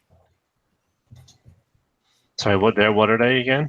Blue Sapphires. star sapphire. Yeah, just nice sapphires. Okay. And what's in the knapsack? The knapsack. The brown leather knapsack. Let me see this. Oops. Okay, yeah, so this has 6 platinum pieces and then 5 gold pieces in it. It also has a magical looking belt made out of brown animal skin with a silver buckle. Jesus Christ, that is really good. And yeah, that's all it has in there, actually. Can I try on the belt and see what happens? You can, and you feel as strong as a giant. And so what this does, let me just copy it. Wow, that's pretty ridiculous. So this was randomly generated. I like it. This is what it gives you. +6 to attacks and +7 to Holy damage. shit. Good lord. Wow. Oh, Oh, jeez. and you can throw boulders. And you can throw boulders. That's a bit ridiculous, but Wow. So we're gonna up the ante with the monster selection from here on out. Holy fuck. But so that happens. That's pretty And good. was there another backpack thing as well? Yeah, there's a rucksack. Let's see. This has a golden gemmed comb, which is worth 400. And it has a black pearl worth 40. And then exceptional goblet, which is worth 320 gold pieces. I don't know if this means that it drinks incredibly well, or if it looks super nice, but it's pretty expensive. Can I try on the wizard hat to see what happens? Oh, go for it. You can. You feel like... Let me copy what it does. I'm not be using this generator too often. But you can use your mind to make magical attacks doing 4d6 damage. Holy crap. Good lord. Hey, That's a hell of a chart. oh my gosh, it's just this generator. It's from that Wizard Dawn website. Yeah, that's much. Oh, it's So- only once per day, though. It's once a day, so that's fair enough. Yeah, that's not crazy. The belt's a bit ridiculous, Yeah, the belt's a bit much, yeah. but we're gonna roll with it. In fact, actually, I'm gonna alter that just because it is a bit ridiculous. We'll say the first attack you get +6 and +7 to the damage with the melee. Is that fair? Yeah. So like one, or do you want to just go once per day? Is that easier? Yeah, once per day works. Yeah. Yeah, We'll say then once the per two day of them you will have be the once strength per of day. a giant. Yeah, Cool. that works. Just to keep Okay. it relatively balanced. Perfect. Yeah. Yeah. If that's fair. I don't know. I wasn't I think- expecting something that strong. Or else you could just nerf it to 3 and 4. But whatever works. It's I kind of like the ridiculousness of it to an extent, so we'll keep it once a day, and then you can Okay. you can throw boulders as well once a day, whatever. nice. Yeah. Let's see. And does it have to be a wizard to use a wizard hat, or can any character use the wizard hat? We'll say anyone who can use magical items can use it. Yeah. So yeah, anybody can wear it. Okay. So do you want to take that, Sammy? Yeah, if you save that and he looks, you see he's always wearing his hood to cover up some of his scarring on his face. He says, "Well, I do enjoy wearing things on my head, so sure, I could take that. It may be a little uncomfortable, but it definitely will come in handy on certain things." Okay. That should be cool. Okay. All right. Now, if you sneak attack with it, do you get double? Oh man.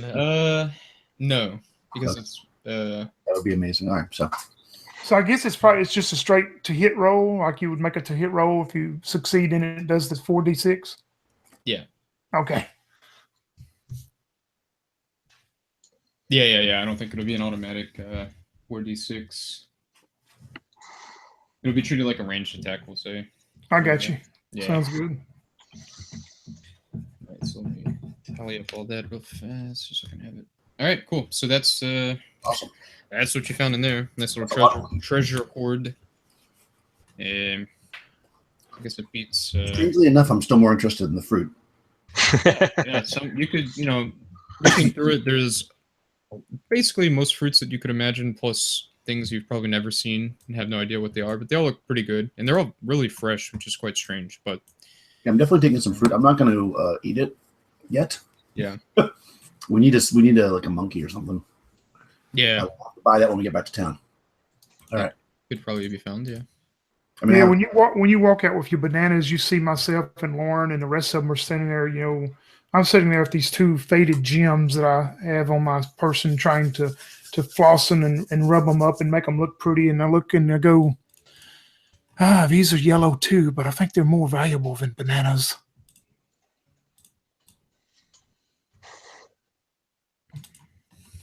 of course, you notice that her two trusted henchmen have been staring at you the whole time. Yeah, and I just ignore them.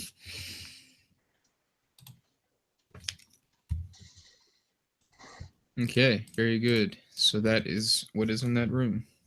Just a little bit of treasure. Yeah, a little bit. Alrighty. So what would you like to do next? Too huge. All right, good. Well, this is pretty good so far. So should we head downstairs and see what else is down there? I definitely would agree with you. My hazard pay has been very good for today. So sure, let's continue. Okay, cool. So heading down, yeah. Hey take a quick battle Oh yeah, break? yeah. It's I a good drank time. too much water. Yeah, so we'll take a quick 5-er. No problem. Okay, thanks. Yep.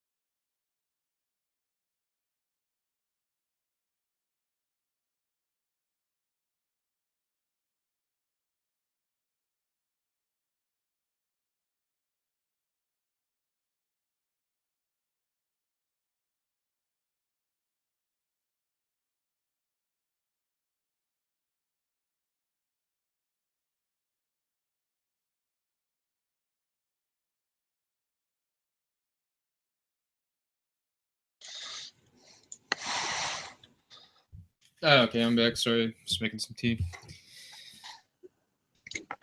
Yeah, I just got back to. Cool.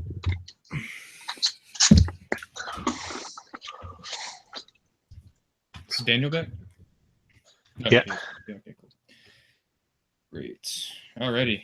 Let me arrange my table. Okay, sweet. So what was happening? We were just about to head down the stairs to the second level. Oh yeah, very good. Okay. All right, so you get down to that.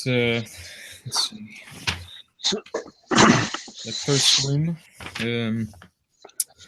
So there's let's see, several glowing crystals embedded in the rougher areas of the dungeon, which is this level downwards. It's like a luminescent green stone. They're glowing. That's kind of the light that you're provided as you hit the bottom of this 30-foot stairwell, 30 foot down. Otherwise, it's pretty dark. Is it where you can reach out and touch one of them, or? Oh yeah. The room you're in is about 15 by 15, kind of an odd shape, but that's about the rough dimensions. And you're facing south as you hit this room. To your left, to the east, there's a hallway. Of course, Lauren would remember this. He hasn't been too much further, but he's been here. Yeah, before I touch one of those glowing, I look towards Lauren and go, "Did you try to take one of these before yet?" I don't remember. Oh. Yes, we did. And they are extremely dangerous. They're a grenade-like substance. And when they break, they do significant damage. So you have to be very careful taking them out of the wall. Fergus looks at you and he just starts kind of shaking, like maybe a cold chill comes over him. He goes, "Not that hazardous today, then." Sammy's gonna try to take one. How did you do it? I hope your text is good. She's got her dagger out and she's like, "How did you take it last time?" I didn't, so I don't remember. But I think we just lifted it out. And then you could throw it like a grenade. Yeah. Big smile. Okay. We'll try that. But not yet. What else is down here? What other exits are there from this room? We came in from the north, you said? I think there's only north. Go ahead, Rob. Sorry, I was going to say, as far as I know, there's only the one door going east or one passageway going east. Correct. That's the only passageway. It's about 10 feet wide. Typical dungeon corridor. This level is less cavernous and more like a typical dungeon with more feel. All right. Stone and such.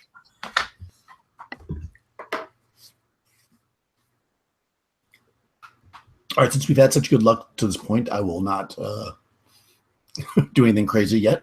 And I have a lantern that I took from upstairs.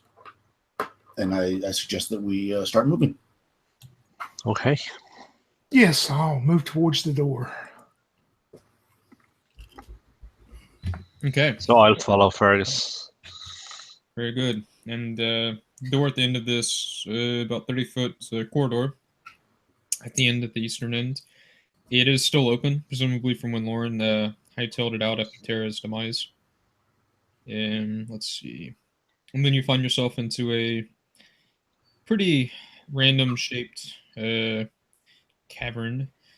Lauren would remember to the east further was where a portal had opened up that brought them to a strange dimension.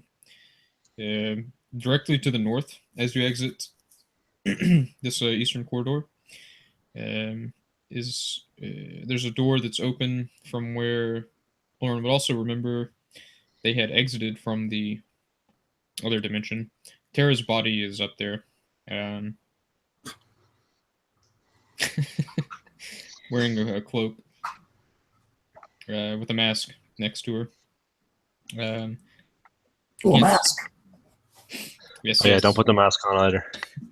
And as you run up, you would see that her face is in fact nothing but tentacles, although they're not moving. They're lifeless. That seemed unfortunate. Yeah. It's a side effect of wearing the mask. Yeah. Which is nowhere near as bad as a side effect of wearing the cloak. Okay. Yep. So that's to the north. The east was at where the portal was. To the west, the chamber opens up a bit and just kind of continues westwards for a bit. Maybe about 70 feet. It's pretty large, and it's about 40 feet wide, plus or minus in a few spots. And it is really dark, except for the kind of luminescent green, glowing crystals scattered here and there. If it's that dark, I will light up my lantern also. Then as I move along. Yeah, easily done, and you can definitely see a bit further now, or a bit better. I'll pull out a light rod, continue a light rod. Nice. Very good. Yeah, and I'm sure Arnold would probably do the same. Yes. Not much of an individual thinker, so if he sees you do it, he'll do it. So, okay, so yeah, the only So way sorry, our options are north or west, are they? Yeah, north is where Terra's body is, kind of in this doorway where y'all had exited at dimensional plane. The west, I think, is the only way you haven't gone yet. Yeah, seeing the body in the northern passageway, that makes me shiver again, so I would definitely go west. Okay, west works for me. Okay.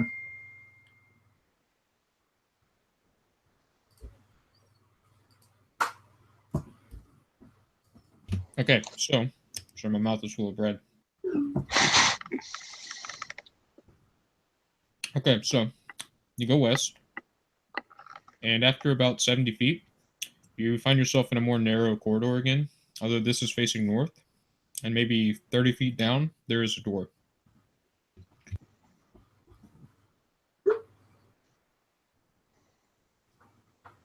Yeah, I'll What's the continue. door look like? It's wooden, like a typical dungeon door almost, wooden with the, like the iron handle and maybe some iron bands on it. Okay. Does appear to be any foot traffic through here recently? No, nothing recent. In fact, quite the opposite. It's the stone floor below you is caked in dust, as you would see with your light. I'll move up to the door and I'm going to listen first, see if I hear anything on the other side, of course. Okay. Yeah, without rolling anything, even it's just deathly silent. Oh, well, luck has been with us today, so I'm sure it will continue as I try to check the door for traps. And if I feel confident there's not, I'll try to get it open if it's locked or not. Okay. Cool. Let me see. Yeah, you can. I'll let you roll for that. I think that's how that works in the system.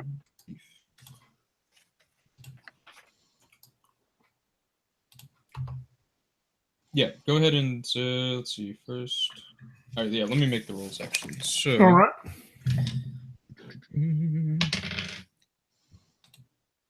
Okay, so you think that it is trapped? You're pretty confident in that. So you want to try to disarm it, yeah? Yeah, I'd look back towards him and I go, I'm going to need just a little bit of silence.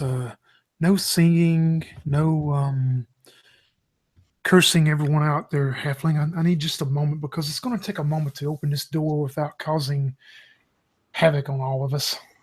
When you turn back, you see that she's juggling. Meanwhile, Lauren Yeah, has I gone think- back around the corner in case it goes off. Yeah, I also back up. I'm thinking, Lauren, that maybe we should get one of these explosive crystals and throw it at the door.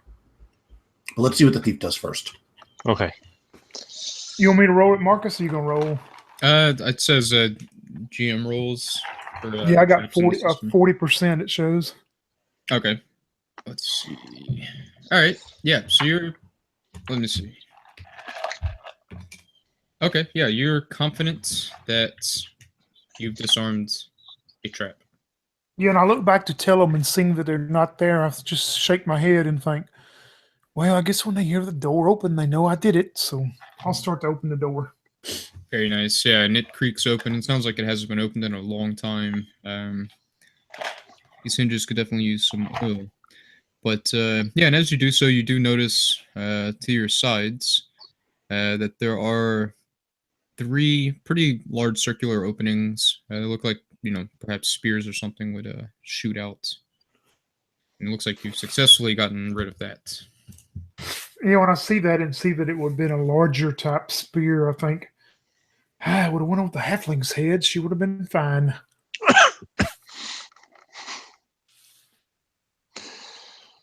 Okay, so we'll come out and around the corner and follow Fergus through the door. Yeah, definitely. And I definitely earned the hazard pay, and he pats the belt pouch. Don't worry, we'll take that off his dead body.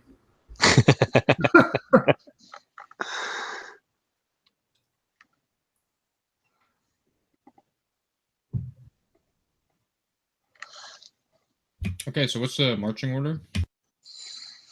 I guess I'll continue first, of course. I'll go second. Do you and your guys want to pull up the rear, Sammy?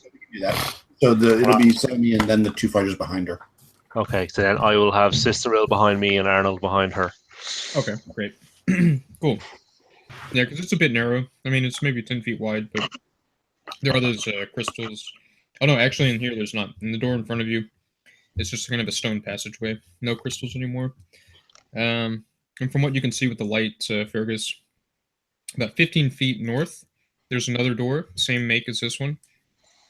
But 5 feet to the left on the western wall, there's another corridor that looks like it goes down maybe about 20 more feet before it's a bit dark and out of your range, your sight. Yeah, at first, he's headed towards this door, at first, but when he sees this corridor, he shifts his movement over to check the corridor first. Okay, and at the end of this corridor, let's see. There's a very narrow.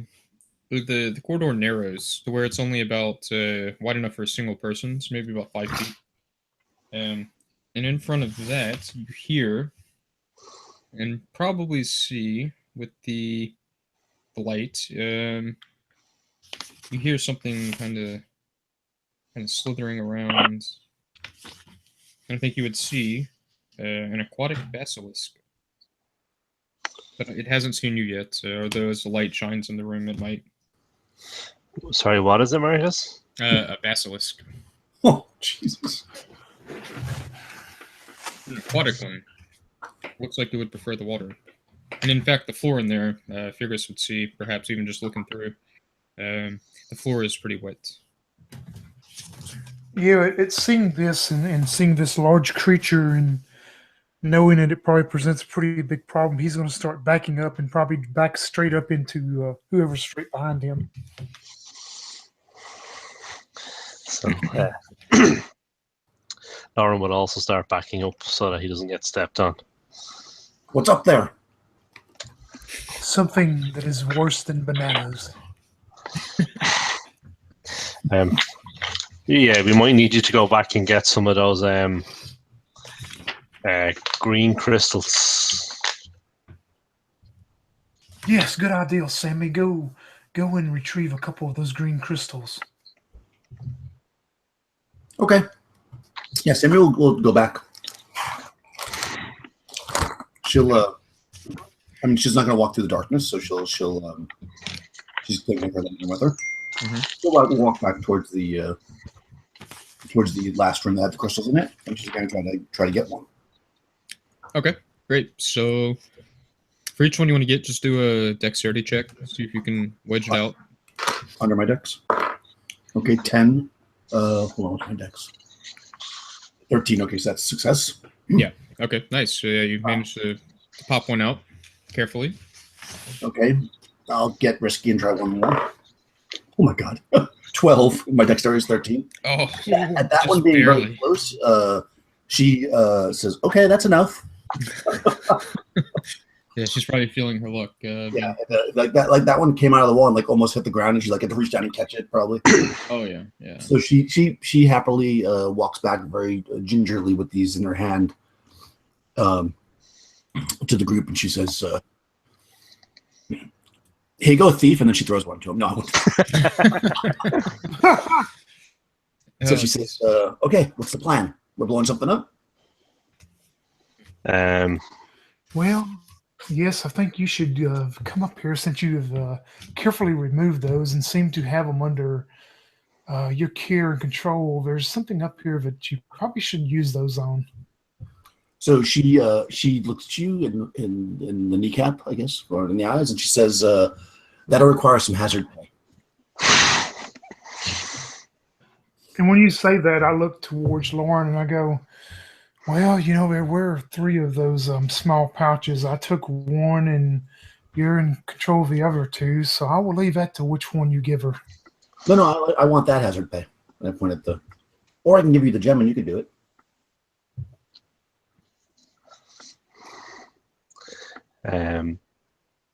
So Sister Il will take the gem. No, I'll do it. She's just being a wise guy. So yes, she was a coward. Take note of that. So I think we should try and throw 2 of them at the same time. Well, that's a good idea, but the card is only 5 feet. Oh, actually, I'm only 2 feet tall. Can we both throw, Marcus? Since I'm really small. Oh yeah. Oh yeah, let's do it. Yeah, you're tiny. Yeah, see that is what I was trying to explain to you there, good Sammy, is with your height and stuff and your small stature, that it would be much better for you to go up there. Yeah, yep, stay in the back. No problem. She's gonna sneak forward, being as sneaky as a halfling can be. With one of them after she hands one to the sister. And she looks at her, she says, "Girl power."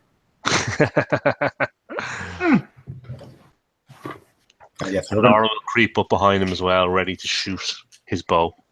Okay, great. So Now, is it possible for me to put this in my sling? No. You'd probably have to toss it with your. It's Okay. like pretty big. It's pretty chunky in your small hands, I think. Yeah. So yeah, you can just go ahead and toss them in there. Okay, I'm gonna make the missile attack, I guess. Yeah. Oh, 19 on the die, so that's a 24. 15 for Sister Il. Okay, well it has an AC of 14, so we both managed to hit. So you can both roll 2d8. Yeah, and of course after I throw, I hit the ground. Yeah. Somehow instinctively. 11 for mine. Oh wow, nice. I only had 8 on mine. 8 and 11. Okay. And then Lauren will shoot at the same time. And get a 16 for 3 points of damage. Okay, so that's -3.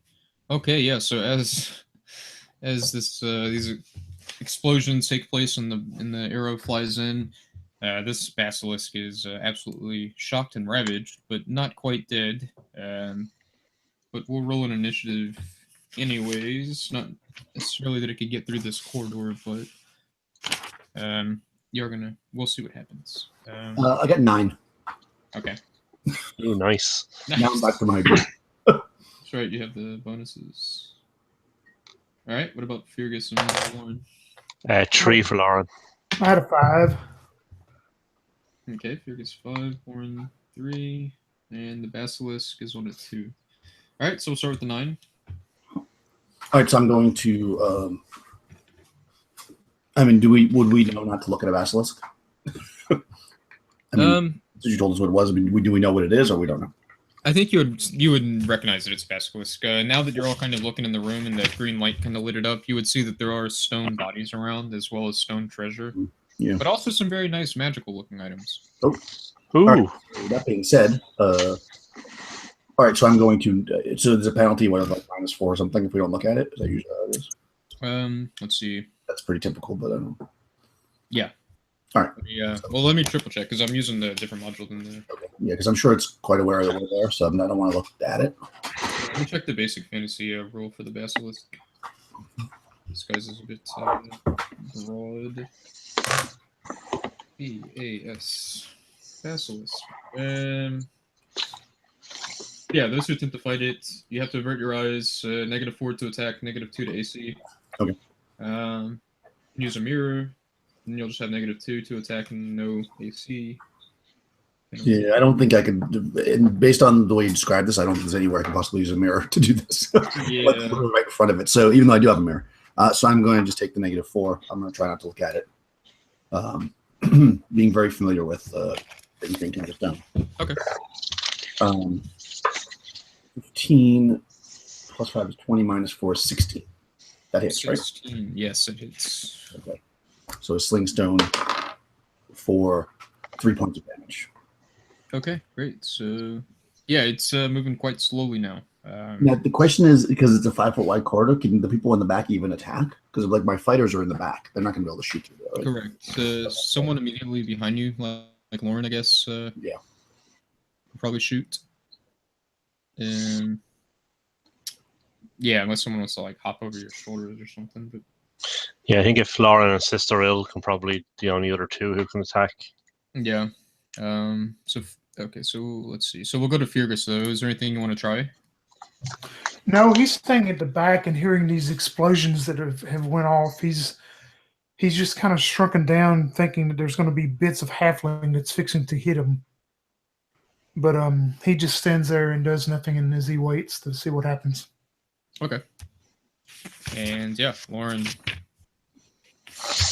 Okay, so I'll shoot him twice and hope that does it. Okay.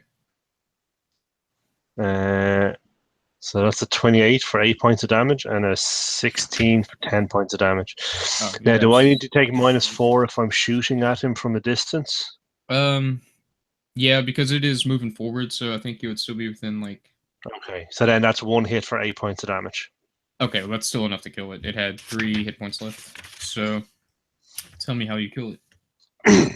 So as it's moving forward, I just kind of shoot it in the eye, trying to stop its eye from petrifying me. But actually, it's quite a lucky shot because I had my eyes closed the whole time. So really, Nice. I just got very lucky. Nice. Very nice. Okay, so with that, the basilisk is dead. Its eyes shutting. And yeah. Ooh, treasure! Yeah, when you yell that out, I go, "Did Sammy make it?"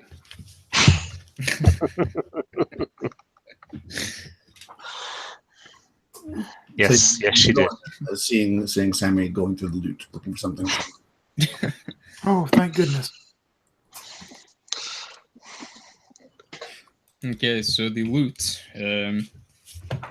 There are, let's see, there's a +1 sword.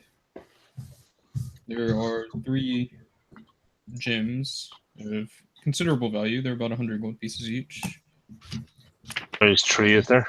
Yes. So we got the piece gems, the +1 sword. And then, I think the most exceptional item, you see this rod, and it looks really weird. Oh.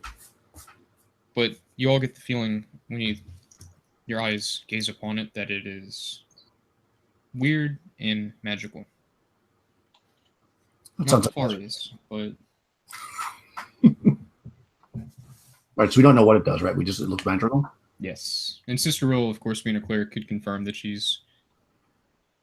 it's magical. She knows it's magical. Okay, does it look like a wand or a rod? It's a rod. Cool. Okay. Can I pick it up and hit the dead basilisk with it and see what happens? Yes. So, roll a d8. Tell me what you get. Sorry, I don't know why I put that in chat. Roll 20. 5. Okay.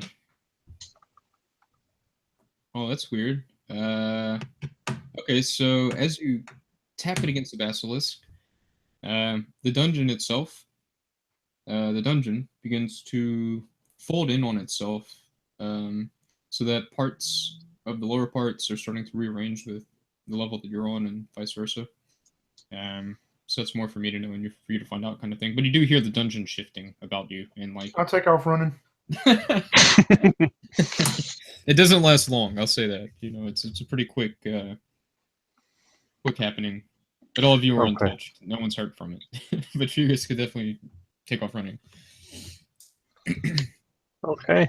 Is there anything else in this corridor, or is it just a dead Yes. end that the basilisk was? No, there is also a. Where's the map? There's a hallway on the southern end of this room. So to the left when you walk in. It goes about 10 feet down, and then there's a dark, very dark room. Can't see in it. Okay. Fergus, you're up.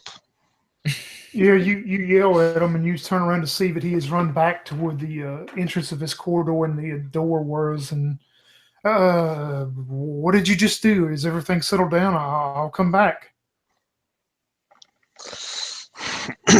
Oh, magic.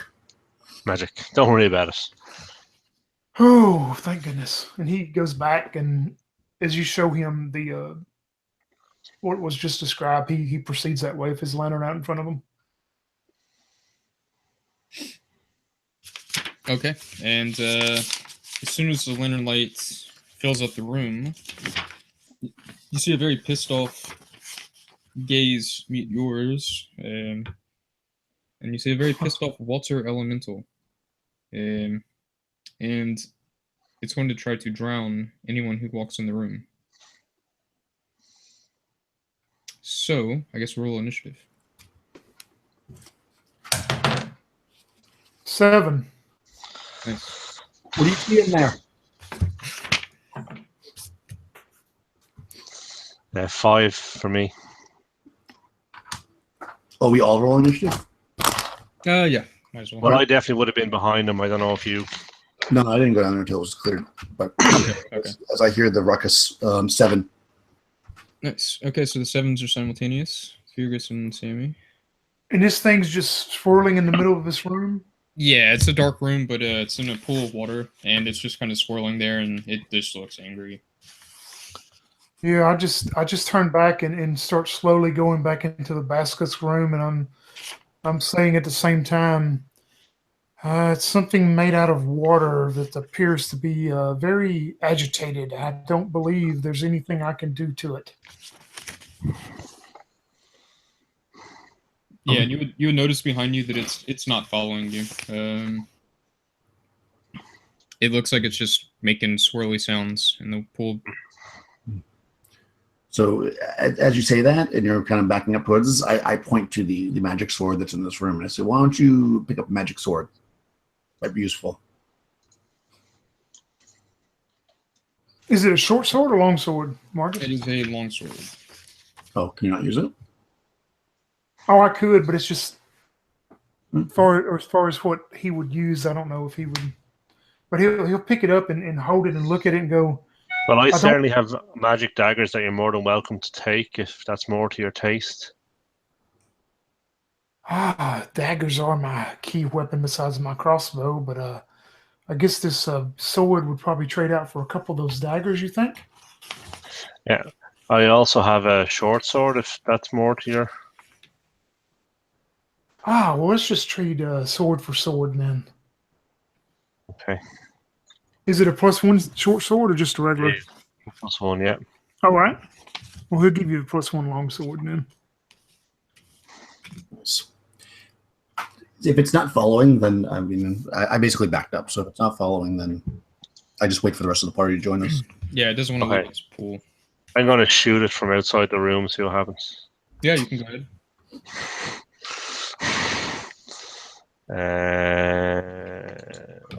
Okay. Sorry, so that is a 10. Presume that's a miss. So, actually, that's a 1, so that's a miss. Yeah, that definitely misses. Let's see. So you're gonna. We'll say you're within melee range. Obviously, no, you're not. No, you're not. No one's melee range. Okay, great. Yeah. The arrow just kind of flies through it. Doesn't seem to hurt it. Okay. So it doesn't move forward across the floor. No, it's staying. It's not moving. And is there anything else in the room? Not that Is you can any see. other- It's a dark pool. It's hard to tell how deep it is. Treasure in there? That's the question. Not Is there immediately. treasure?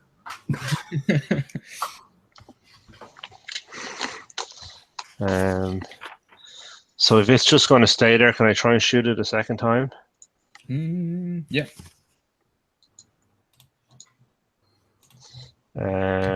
So that's a 23, which I presume is a hit for 6, and a 27 for 3. 6 and 3. So... Okay, yeah, and it's starting to. You can tell it's even angrier. So let's see. It will try. Actually, it can't really move. That's some kind of. Yeah, it's not moving. It's not doing anything. It's just pissed off. It looks like it wants to hit you, but it can't. And doesn't really have very far to go. So, if you want, you can just keep shooting it, and I'll say you kill it. Wait, what kind of? Well, actually, what kind of bow do you have? I have a magic bow It's a plus magic 2, bow. and Okay, yeah. So you can definitely kill it. We'll say within a few rounds, because yeah, it can't leave this pool. So yeah, you'll take it out. okay, nice. Excellent, excellent. That was easy. Not bad. All right, okay, Sammy, the room is clear now. Would you like to proceed in there? There's no glory in killing a trapped creature. No, but No, there's but- plenty of treasure, so All right. Well, does somebody taller than me have a 10-foot pole? Huh. I do not have a 10-foot pole. Because I I have a big- 10-foot pole. How big a room is this, Marcus? Is it just was it like a small room confined to that creature? Yeah, pretty much. It's dimension-wise, it's like a 10 by 10 room. Essentially. Oh, okay. Yes, Yeah. let's poke it. Let's poke the puddle with the 10-foot pole then. Yeah, so I have a 10-foot pole, so I'll do that. Let's see what happens. Okay. Yeah, nothing seems to happen. It goes down about 4 feet before you feel like you're just hitting the stone. You feel anything at the bottom? Negative. Oh, there you go. Does the water look normal now? I mean, it's dark, but it doesn't look abnormal. No. I think for a little bit of hazard pay, a thief could get into that water and see if there's a trap door in the bottom. Well, you know, there's one problem. I never learned how to swim. That's only 4 feet. You're fine.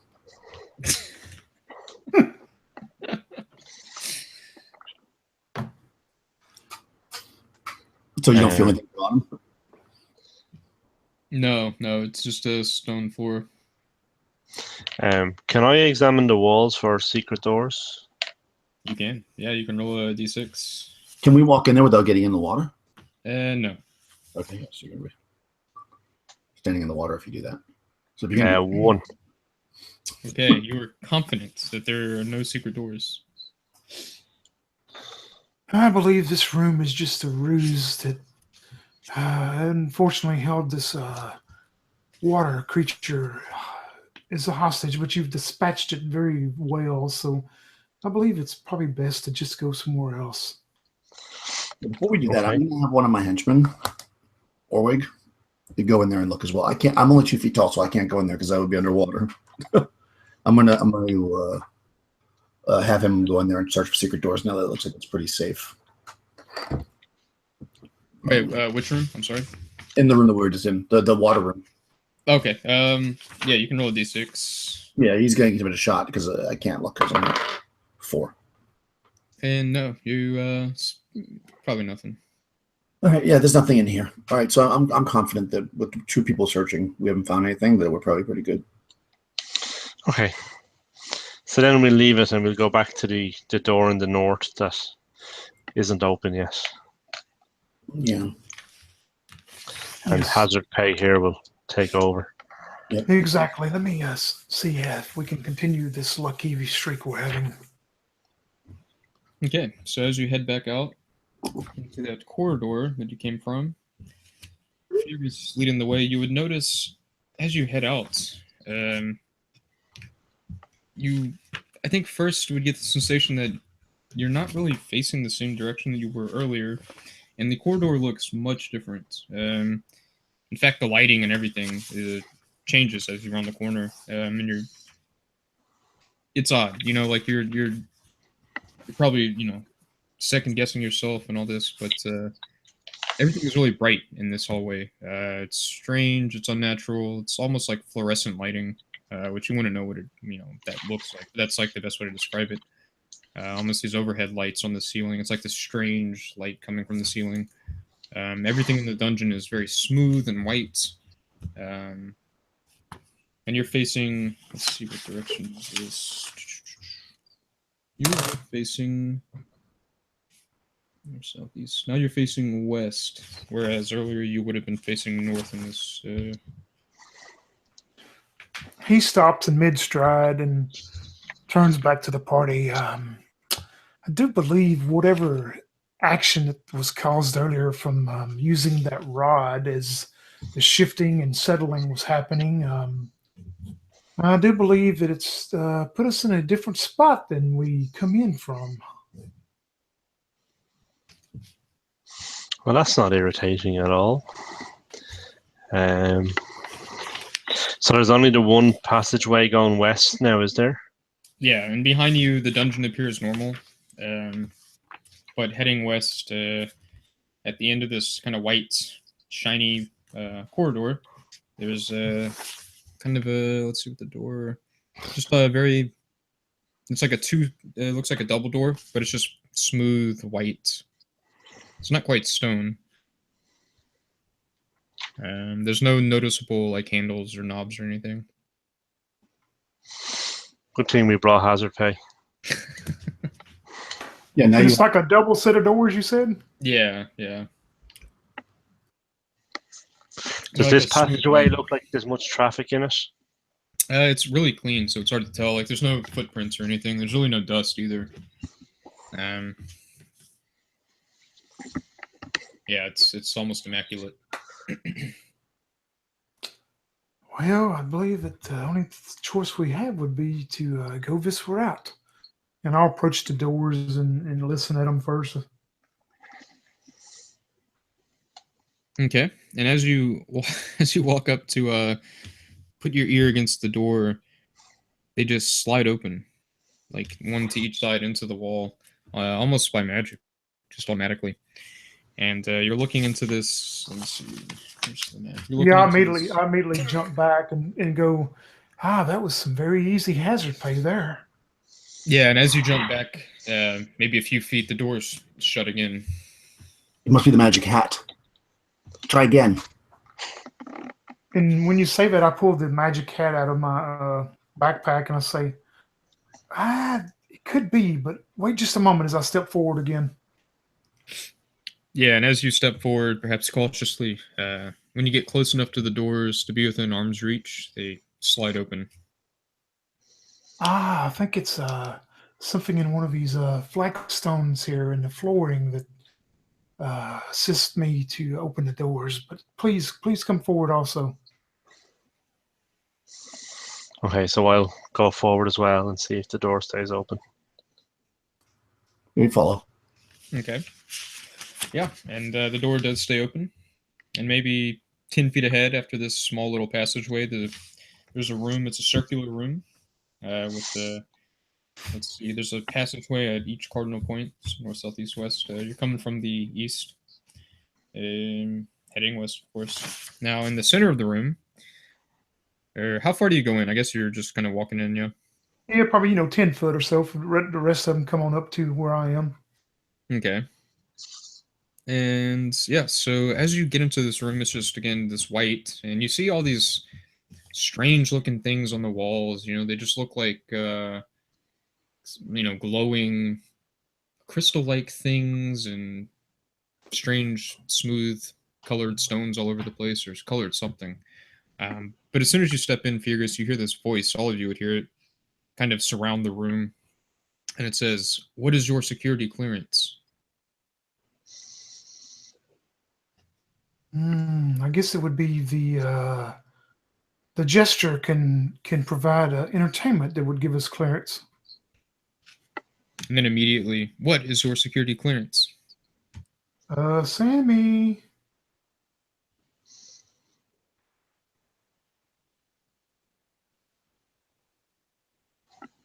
Oh, 2 feet is my clearance. Sorry about it. That's pretty good. And it just says, "Denied." And then Well, you with the see a hat. bunch of as you say that, and it says "denied," a lot of violet light starts flashing in the room, Oh, Jesus. and then everyone takes 1 point of damage as you're shocked. Oh my God. Ouch. Okay. And then you hear this strange whining, like loud humming, whining sort of noise, and then it just gets loud, and then it just stops. The lights turn off, and you don't hear the voice. Is the door still open that we come in? The door is still open, yeah. And there's gems and glowing things here. They look kind of like gems, like kind of built into the walls and things. They're like little squares and circles and triangles. Are there any of them are purple? Yeah, there's a couple. There's I'm gonna probably a try to few. get one of the purple ones if I can, or touch it, or whatever. The most. Yeah. You can try to maybe pry something out with like a knife or, Yeah, I have a dagger. Okay, yeah, you can pop some out. And as you do so, the gems around that one kind of stop glowing, and you'll see little sparks kind of all over the wall there for a second, and then some black little trail of black smoke rise. But you could pop out the gem for sure. Okay. Does it stop glowing when I pop it out? Yeah, it's not glowing anymore. There's little cracks around the side. Can I move more into the center of the room and have a look at the north and south passages? Yeah, definitely. Both of them are, let's see, the north one is a bit wider. It's about 10 feet wide, whereas the south is about 7. Not much of a difference, but there is a difference. Both of those just head straight north and straight south. You can't see any details immediately. The western one goes about 15 feet before it breaks off to the southwest, it looks like. But all of them are identical with this kind of really smooth white walls, bright light coming from above, almost magically. And again, some of these random gems and things scattered about the walls here and there. Okay. So can I continue west and have a look down the southwest passage? Yes. So, what happens here?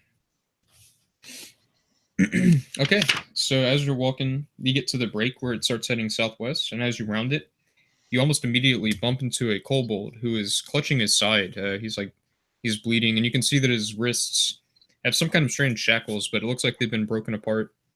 And he kind of lets out a yelp as he bumps into you. Okay. So I will tell him that he has nothing to fear and ask him where he came from. And he just screams again and kind of pushes you aside and just takes off running, probably bumping into the rest of the party. When I see him, I'm going to cast Charm Person using my ring of. Oh, actually, because I might just have to use a spell. But I have a ring of human control as well, but I don't know if that's just humans or. Let me just check that. But either way, I'm going to cast Charm Person. Okay, yeah. Nice. Yeah, that works. I shall charm the kobold. I think he gets a saving throw. Okay, so you have a charmed kobold. He kind of stops and he looks a lot more peaceful all of a sudden, a bit more relaxed. I say, even though he's bleeding. Yeah, I say, my little friend, we are here to help. What are you running from? He kind of understands you, and he just points back kind of around the corner where Lauren had bumped into him, and his face looks grave. His little kobold face. Let's see.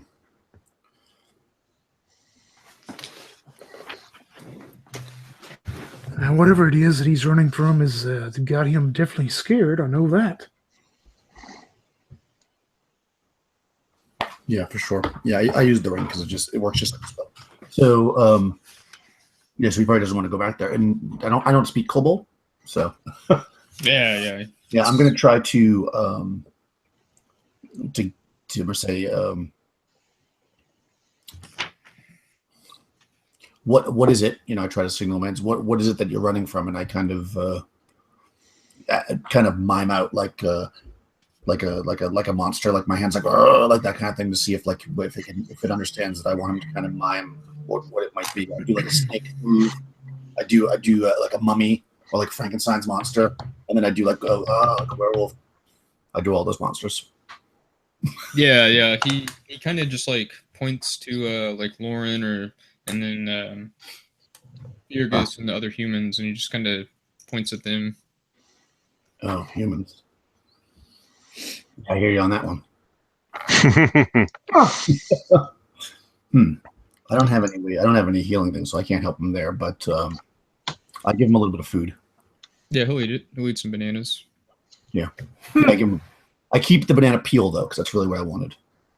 Okay. Yeah. Good. I'm a jester. Does the banana heal him or kill him? No. It doesn't do anything actually. He seems to enjoy it though. It seems fresh. Yeah, bananas are good. Okay.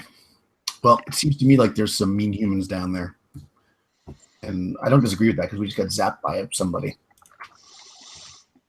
So, Well, I don't have an issue if you want to, he's not armed or wearing any type of armor, and he's scared out of his wits. I do not have a problem if you want to let him continue on his way and we continue our way.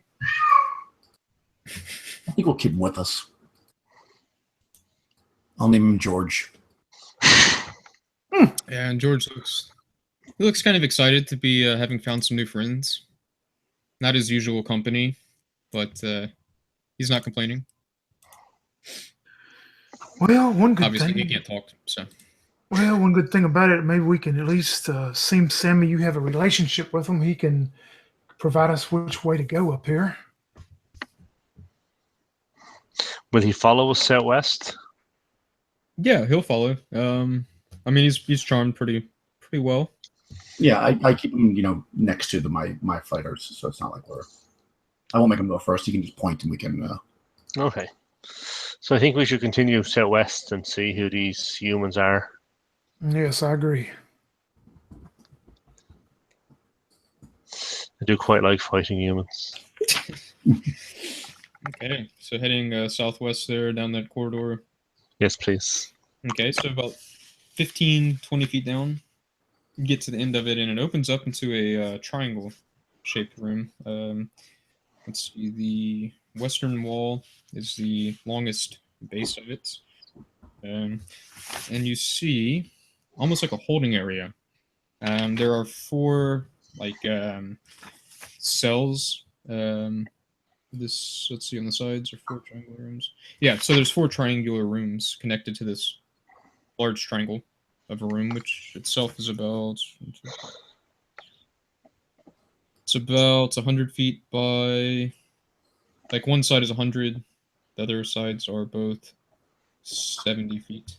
And there's 4 connected triangle rooms that look like they're holding cells of sorts, although there's no, it's like transparent, these strange transparent doors. However, in the center of the room, most importantly, there's this kind of tall, bald human, and he's wearing an orange and blue outfit, and there's like a bunch of numbers overlapping each other all over his outfit. Numbers and just tons of numbers and probably weird shapes you haven't seen before. But Wizard. Yes, and he's just standing there, kind of standing near this counter top. It looks like, and it has like switches and levers and buttons, perhaps, and it's made up of all these glowing, like gem-looking things. Does he see us? Yeah. His head comes up as you whoever's leading. Yeah, I'm gonna look at him and I'm gonna go. We caught your little escapee here. I figured since we brought him back to you, we'd get some type of reward. Is that correct? Reward?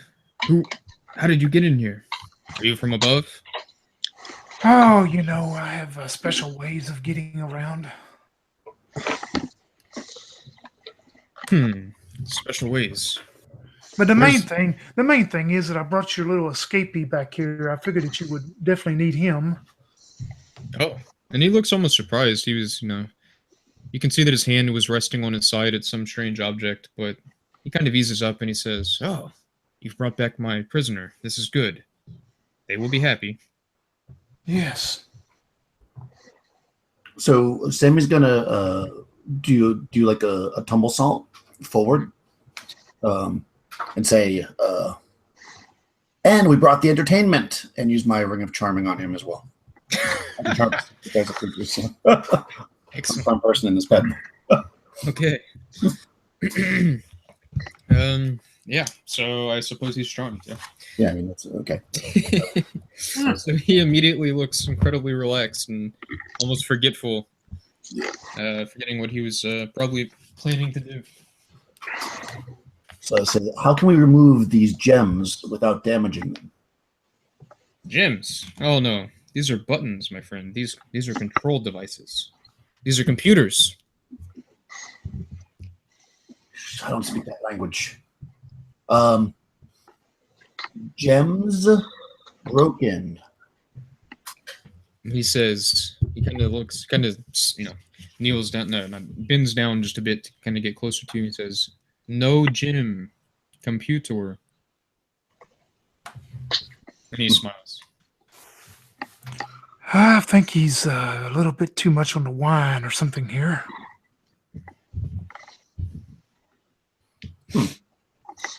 How do I get clothes like yours? They're very groovy. Ah, yes, these are our uniforms. I cannot give you mine, but you can have this. And he digs into his pocket and he pulls out a handful of these like metallic bracelets, and they're orange and blue tinted. And he says, "Here, one for each of you. Show your allegiance. We're all friends now." Can we ask him what the security clearance is? Ah, yes, that machine. It's been acting up lately. The security clearance, of course, is Alpha, and then the correct color. Well, what's the correct color? Well, which way did you come from? The one right down the hallway there, and he kind of points. Yes. Ah, yes. The color is violet. Well, that makes sense. Light was violet, but that does. Okay. Okay, so do you know where the treasure is? Treasure? Oh, you speak of the device. Yes, the device. Yes, we've been working on it quite some time. But we can't disable the device. We have to keep building it. Of course. But we should see it. Make sure it's going well. You want to see the device? I could take you to the device. I suppose we're all friends now. Mm-hmm. Well, we just have to be on the lookout. There's quite a few unsavory folk. But now that we're all friends, you can help me kill them if we see them. And he just kind of smiles. Yes, but you'll need a weapon. You need to give him a weapon. Does he have a weapon on him that I can see? And he says, "Weapon? Oh, I have this." And he reaches to his side and he pulls out this odd-looking thing. And he says, "This is my weapon." He puts it back onto this little pouch on his side. I pretend like I understand what he's talking about, and I nod. He's crazy. Okay. Lead the way, Jacob. What's his name? He says, I have no name. None of us Ulusek are given names. Oh, of course not. So you are Jacob now. Jacob the Bald. I am Jacob the Bald. Okay, so he's gonna start. Also, inside, if really quick, there are a few. There's people in these triangular. There's things, not all people. And I don't know if y'all want to check those or whatever. But Jacob the Bald is already walking out the room. He's starting to head out, so stop him if you want. Yeah, I think I'll like walk a little bit with him, and then I'll start distracting him with a really long joke, while the rest check out the cells. That way, he doesn't know what we're doing. Okay. Yeah, definitely. So if anyone else wants to check the 4 holding cells, there's 2 on the like northern side, 2 on the southern side. Yeah, I'll check the south. Okay, so the south has one of them has 3 kobolds in it. It looks like they're almost banging against this invisible barrier, but you can't hear anything. The room next to them has this strange-looking amphibian warrior creature that you've never seen before. The ones on the north, there's a human in one of them, and just a regular-looking, like almost like a villager. And then the next one has some humanoids, but they're bald as well. But they have on yellow and purple uniforms. And theirs is highlighted by these like strange shapes rather than numbers. Do they act like that they can see me through this barrier or whatever? No. They're one of them might be kind of like poking on it, but it doesn't look like they can see through it. And how many of these bald humans are there? Or humanoids? 3 of them. Oh no, 1 of them. Sorry, excuse me. It was 3 kobolds, but yeah, 1 of these other dudes. Okay. So can I go back to the desk in the middle of the hall and see is there anything obvious that might open these, what I perceive to be cell doors? Yeah, there are 4 levers, not terribly big, maybe the size of like a small book, but it looks like they're all in like an up position, just on this console. There's 2 on the left side, 2 on the right side, so you could probably, figure those might work. Okay. So is there any way of knowing which is which, or do I just have to pull one and hope for the best?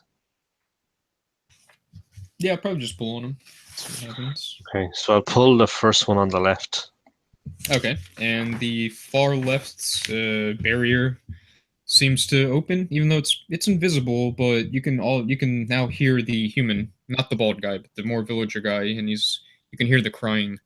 It's kind of a younger guy. He looks really nervous, and you can hear him kind of muttering as the barrier goes away. Yeah, if I was standing there, I would. Can I try to reach in and get his attention? Oh yeah, absolutely. He would almost probably be in shock because to him he was looking at probably his reflection or something, but now he sees you.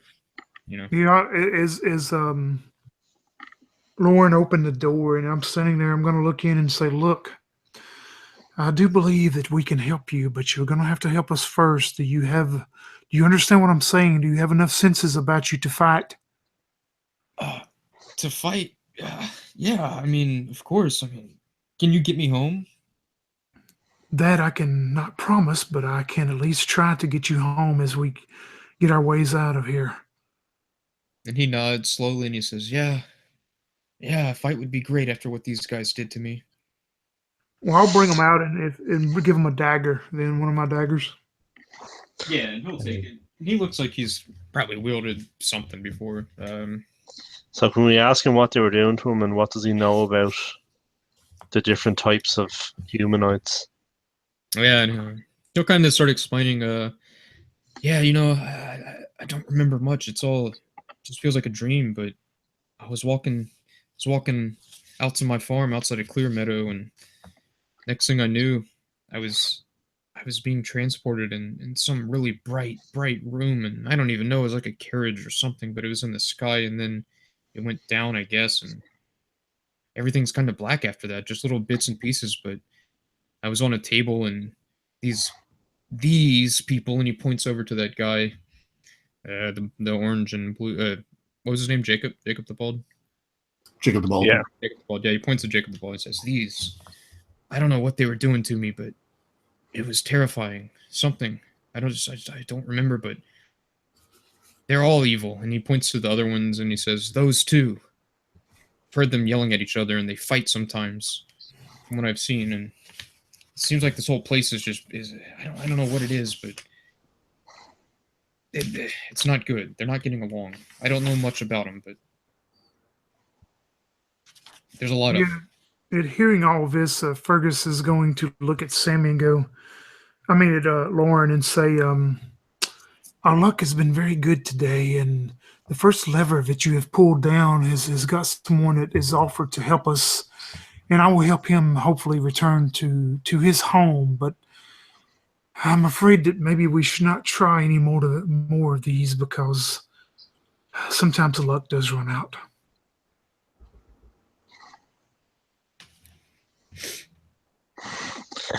And do you not think we could get some information from this strange yellow-purple shapes bald dude? Oh, I don't know. I'm very concerned if they're locked up for some reason, but I'm afraid they're going to turn on us if we let them out. But I don't know. It's just my thoughts on it. Okay, so we'll follow Jacob and Halfling and try and find this device.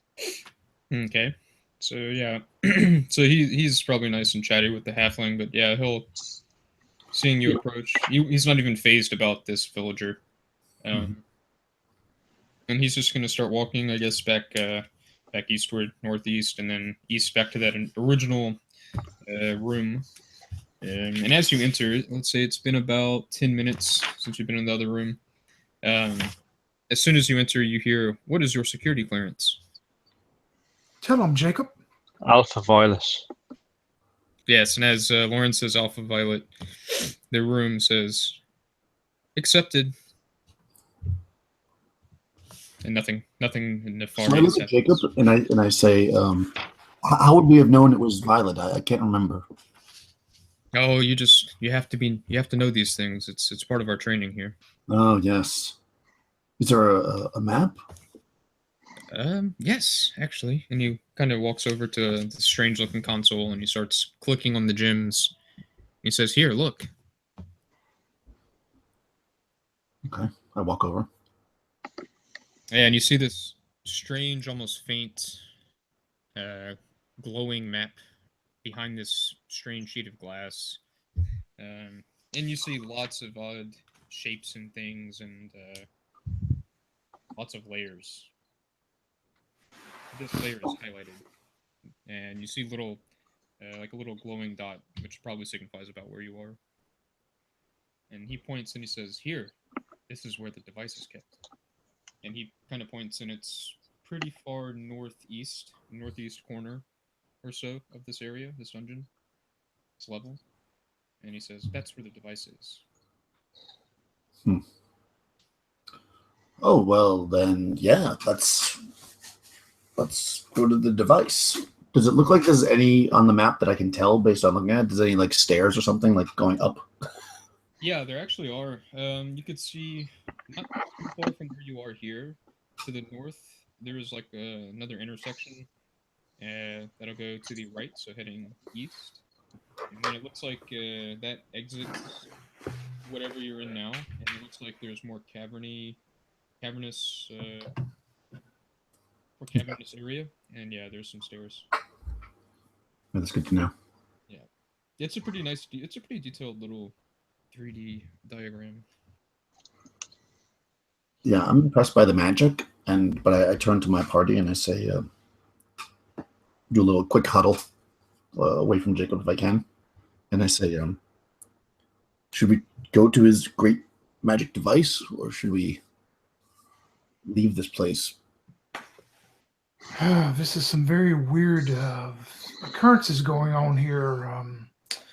My gut instinct tells me that we should take what we have and leave this place, but the inquisitive part of me would want to go and see this, so I don't know.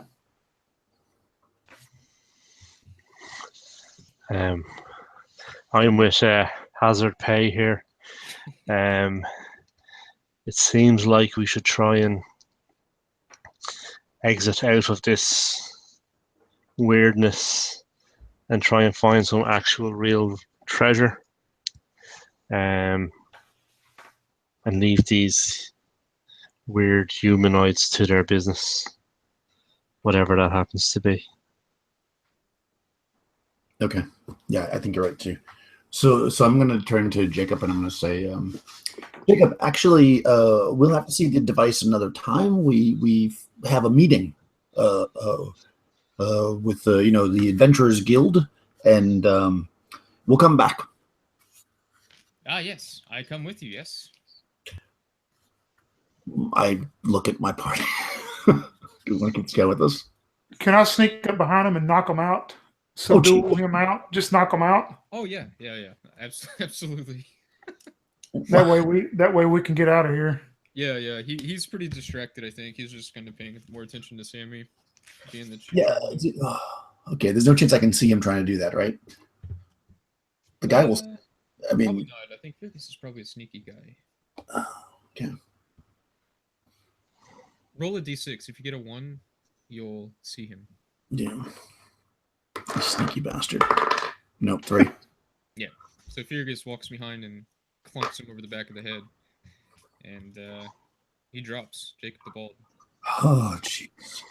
I look towards Sammy and I go, he's not going anywhere for right now. I suggest that we do, though. He would have gone back and stayed my friend. Now you've clunked him over the head. Oh, I thought he was always going to be your friend. I'm so sorry. Well, friends don't generally like it when you clunk them over the head now, do they? But see, I'm not friends with him. Yeah. Dumbass thief. All right, so I'm gonna walk over and take the thing that he said was a weapon. Okay. Yeah, we're gonna loot his body. Yeah, definitely. And you'll find a couple little like rectangle shaped pieces of thick material. 3 of those. You can take his supposed weapon, which is just this kind of L-shaped, upside down L-shaped thing. Fits really nicely into your hand, actually. And there's a switch on it that can go up and down. And there's like the top color. It looks like it's blue and it's glowing. If you would click it down, it's red. Oh, on the L-shaped thing. Okay, so L-shaped. All right, so I'm gonna take the L-shaped weapon. Okay. I'm not gonna mess with it yet. I don't think.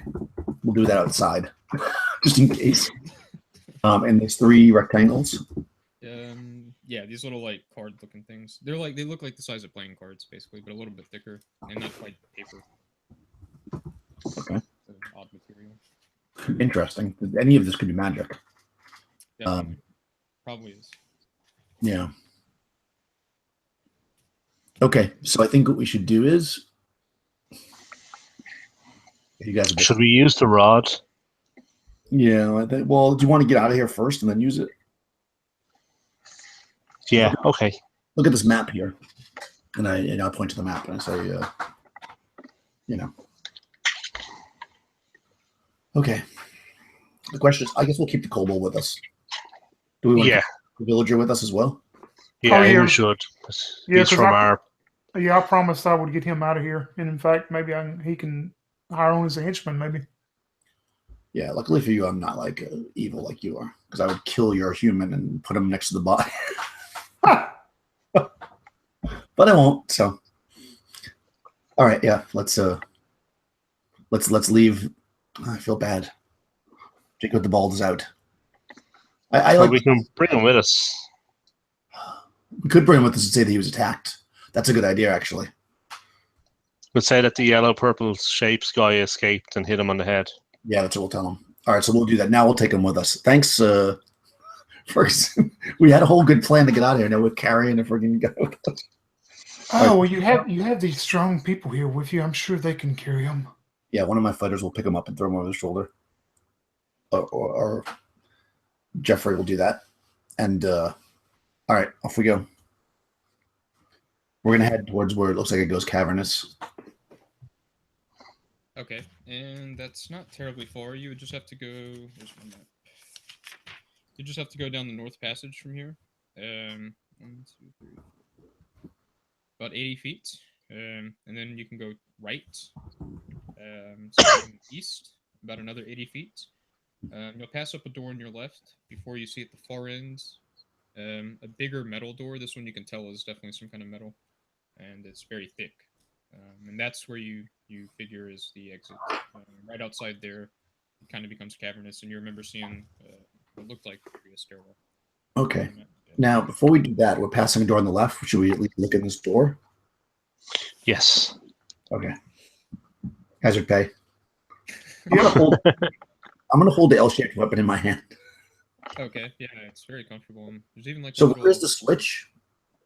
Yeah, there's like a little switch where your thumb could be on the back of it. Okay. It looks like you could. And that changes the color? Yeah. Okay. So you have. There's comments in the chat. Oh yeah. I got the details of what it does in the chat. Oh. Okay. So Great. All right. Let's see. It's again. Let's see. A sliding door, and as you approach it, it slides open. Fergus. Okay. So this is the door on the left, or this is the exit door? I believe the door on the left. Okay, so it's an automatic or magic door too.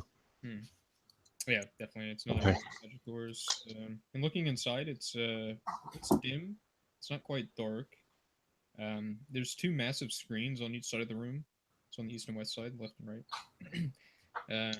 And you can see what looks like all these like strange magical depictions of like glowing magical depictions of planets and stars and things. And there's a couple tables that have like these odd star maps on them. They're on the right side of the room. Very strange indeed. It just gets stranger as we go. Is there anything that looks like a locking mechanism for the door in the hall? Yeah, it looks like there's there's like a little slit in like this little device about the size of the playing card that you picked up. Oh, interesting. Yeah. Okay, is it marked with any kind of color or anything? And are the cards all are different? The cards are all different. Yeah, there's a red, a yellow, and a blue. This door has a yellow color. Oh, well. So do you think that we should match the color or should we go opposite? Match.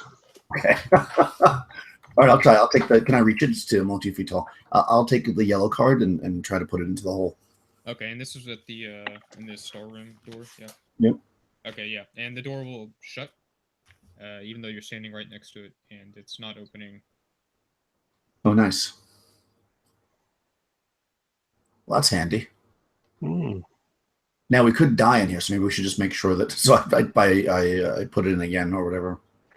Yeah, putting it in again. As soon as you pull it out, the door slides open because you're within proximity. Oh, fantastic.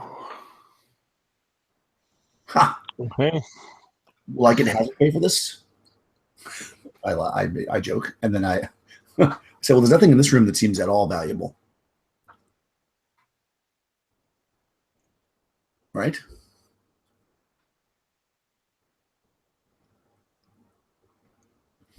Oh, you're asking me? Nothing. No, I'm talking to the party. Oh. You already described the room, right? Nothing there seems valuable. No, No. nothing at all. This is more for the intellectual types. Well, that rules you out, hazard pay. So I guess let's enter the. I'm a little nervous to take this guy with us, but let's take him with us. We'll get to lose. Yeah, what could possibly go wrong? Okay, so we Jeffrey hikes Jacob the Bald on his shoulder again, and we progress, I guess, down the Towards this door in the east.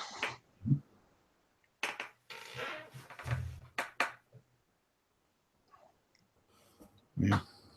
Does the door on the east have a slot for one of these playing cards? It does. It is red, and the door does not open as you approach. And do we have a red card? You do. We have a red, a yellow, and a blue. Okay. And I reach for the red card from your hand. I gladly hand it over. Yeah, and snatching that, you could pop it in, and the door does open, slides open. Nice. This is pretty fancy. I need to get some my inn. And you're now looking into a somewhat familiar looking cavern. Okay, so I think we should step into the cavern. Very good. You can slot on the other side of the door so we can close it. Yeah, there is actually. Okay. So we do that and see if it works.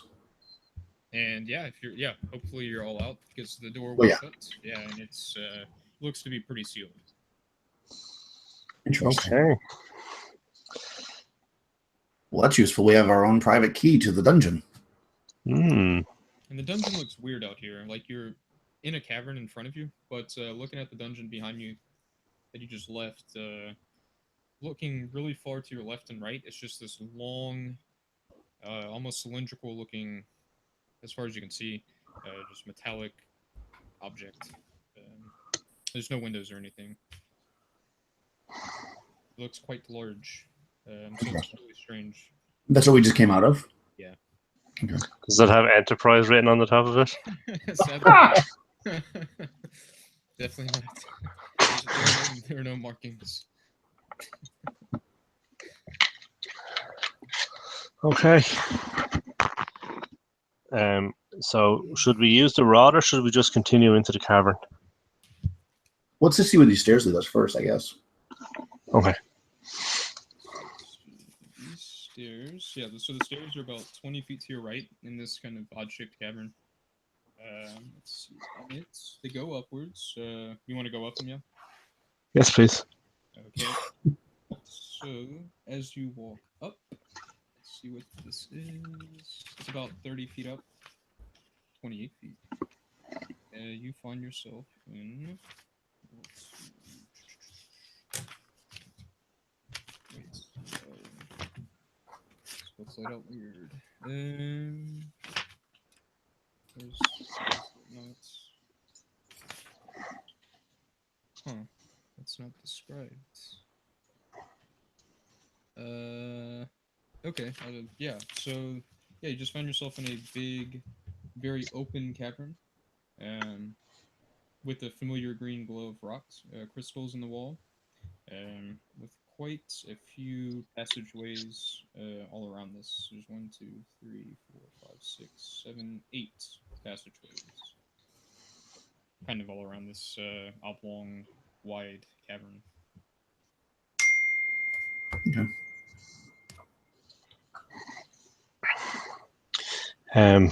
So Sisteril would like to take one of the green crystals. Okay. Yeah, just do a dex check, see if you can grab one out. I back away. Is she? Oh, no, she cannot. Uh-oh. It's an 18. Alright, so I'll roll it. As you fumble that. Oops, where's the d8? You've gotten really soft, Marcus, for me anyways. I don't know. Is it soft for you guys? Do what? Oh, my voice is soft? Yeah, it went down quite a bit. Is that better? Yeah. Oh yeah, That's much Oh, better. okay. I must have messed with the knob without even realizing. Okay, so yeah. So you said you messed up, right? Yeah, I did, yeah.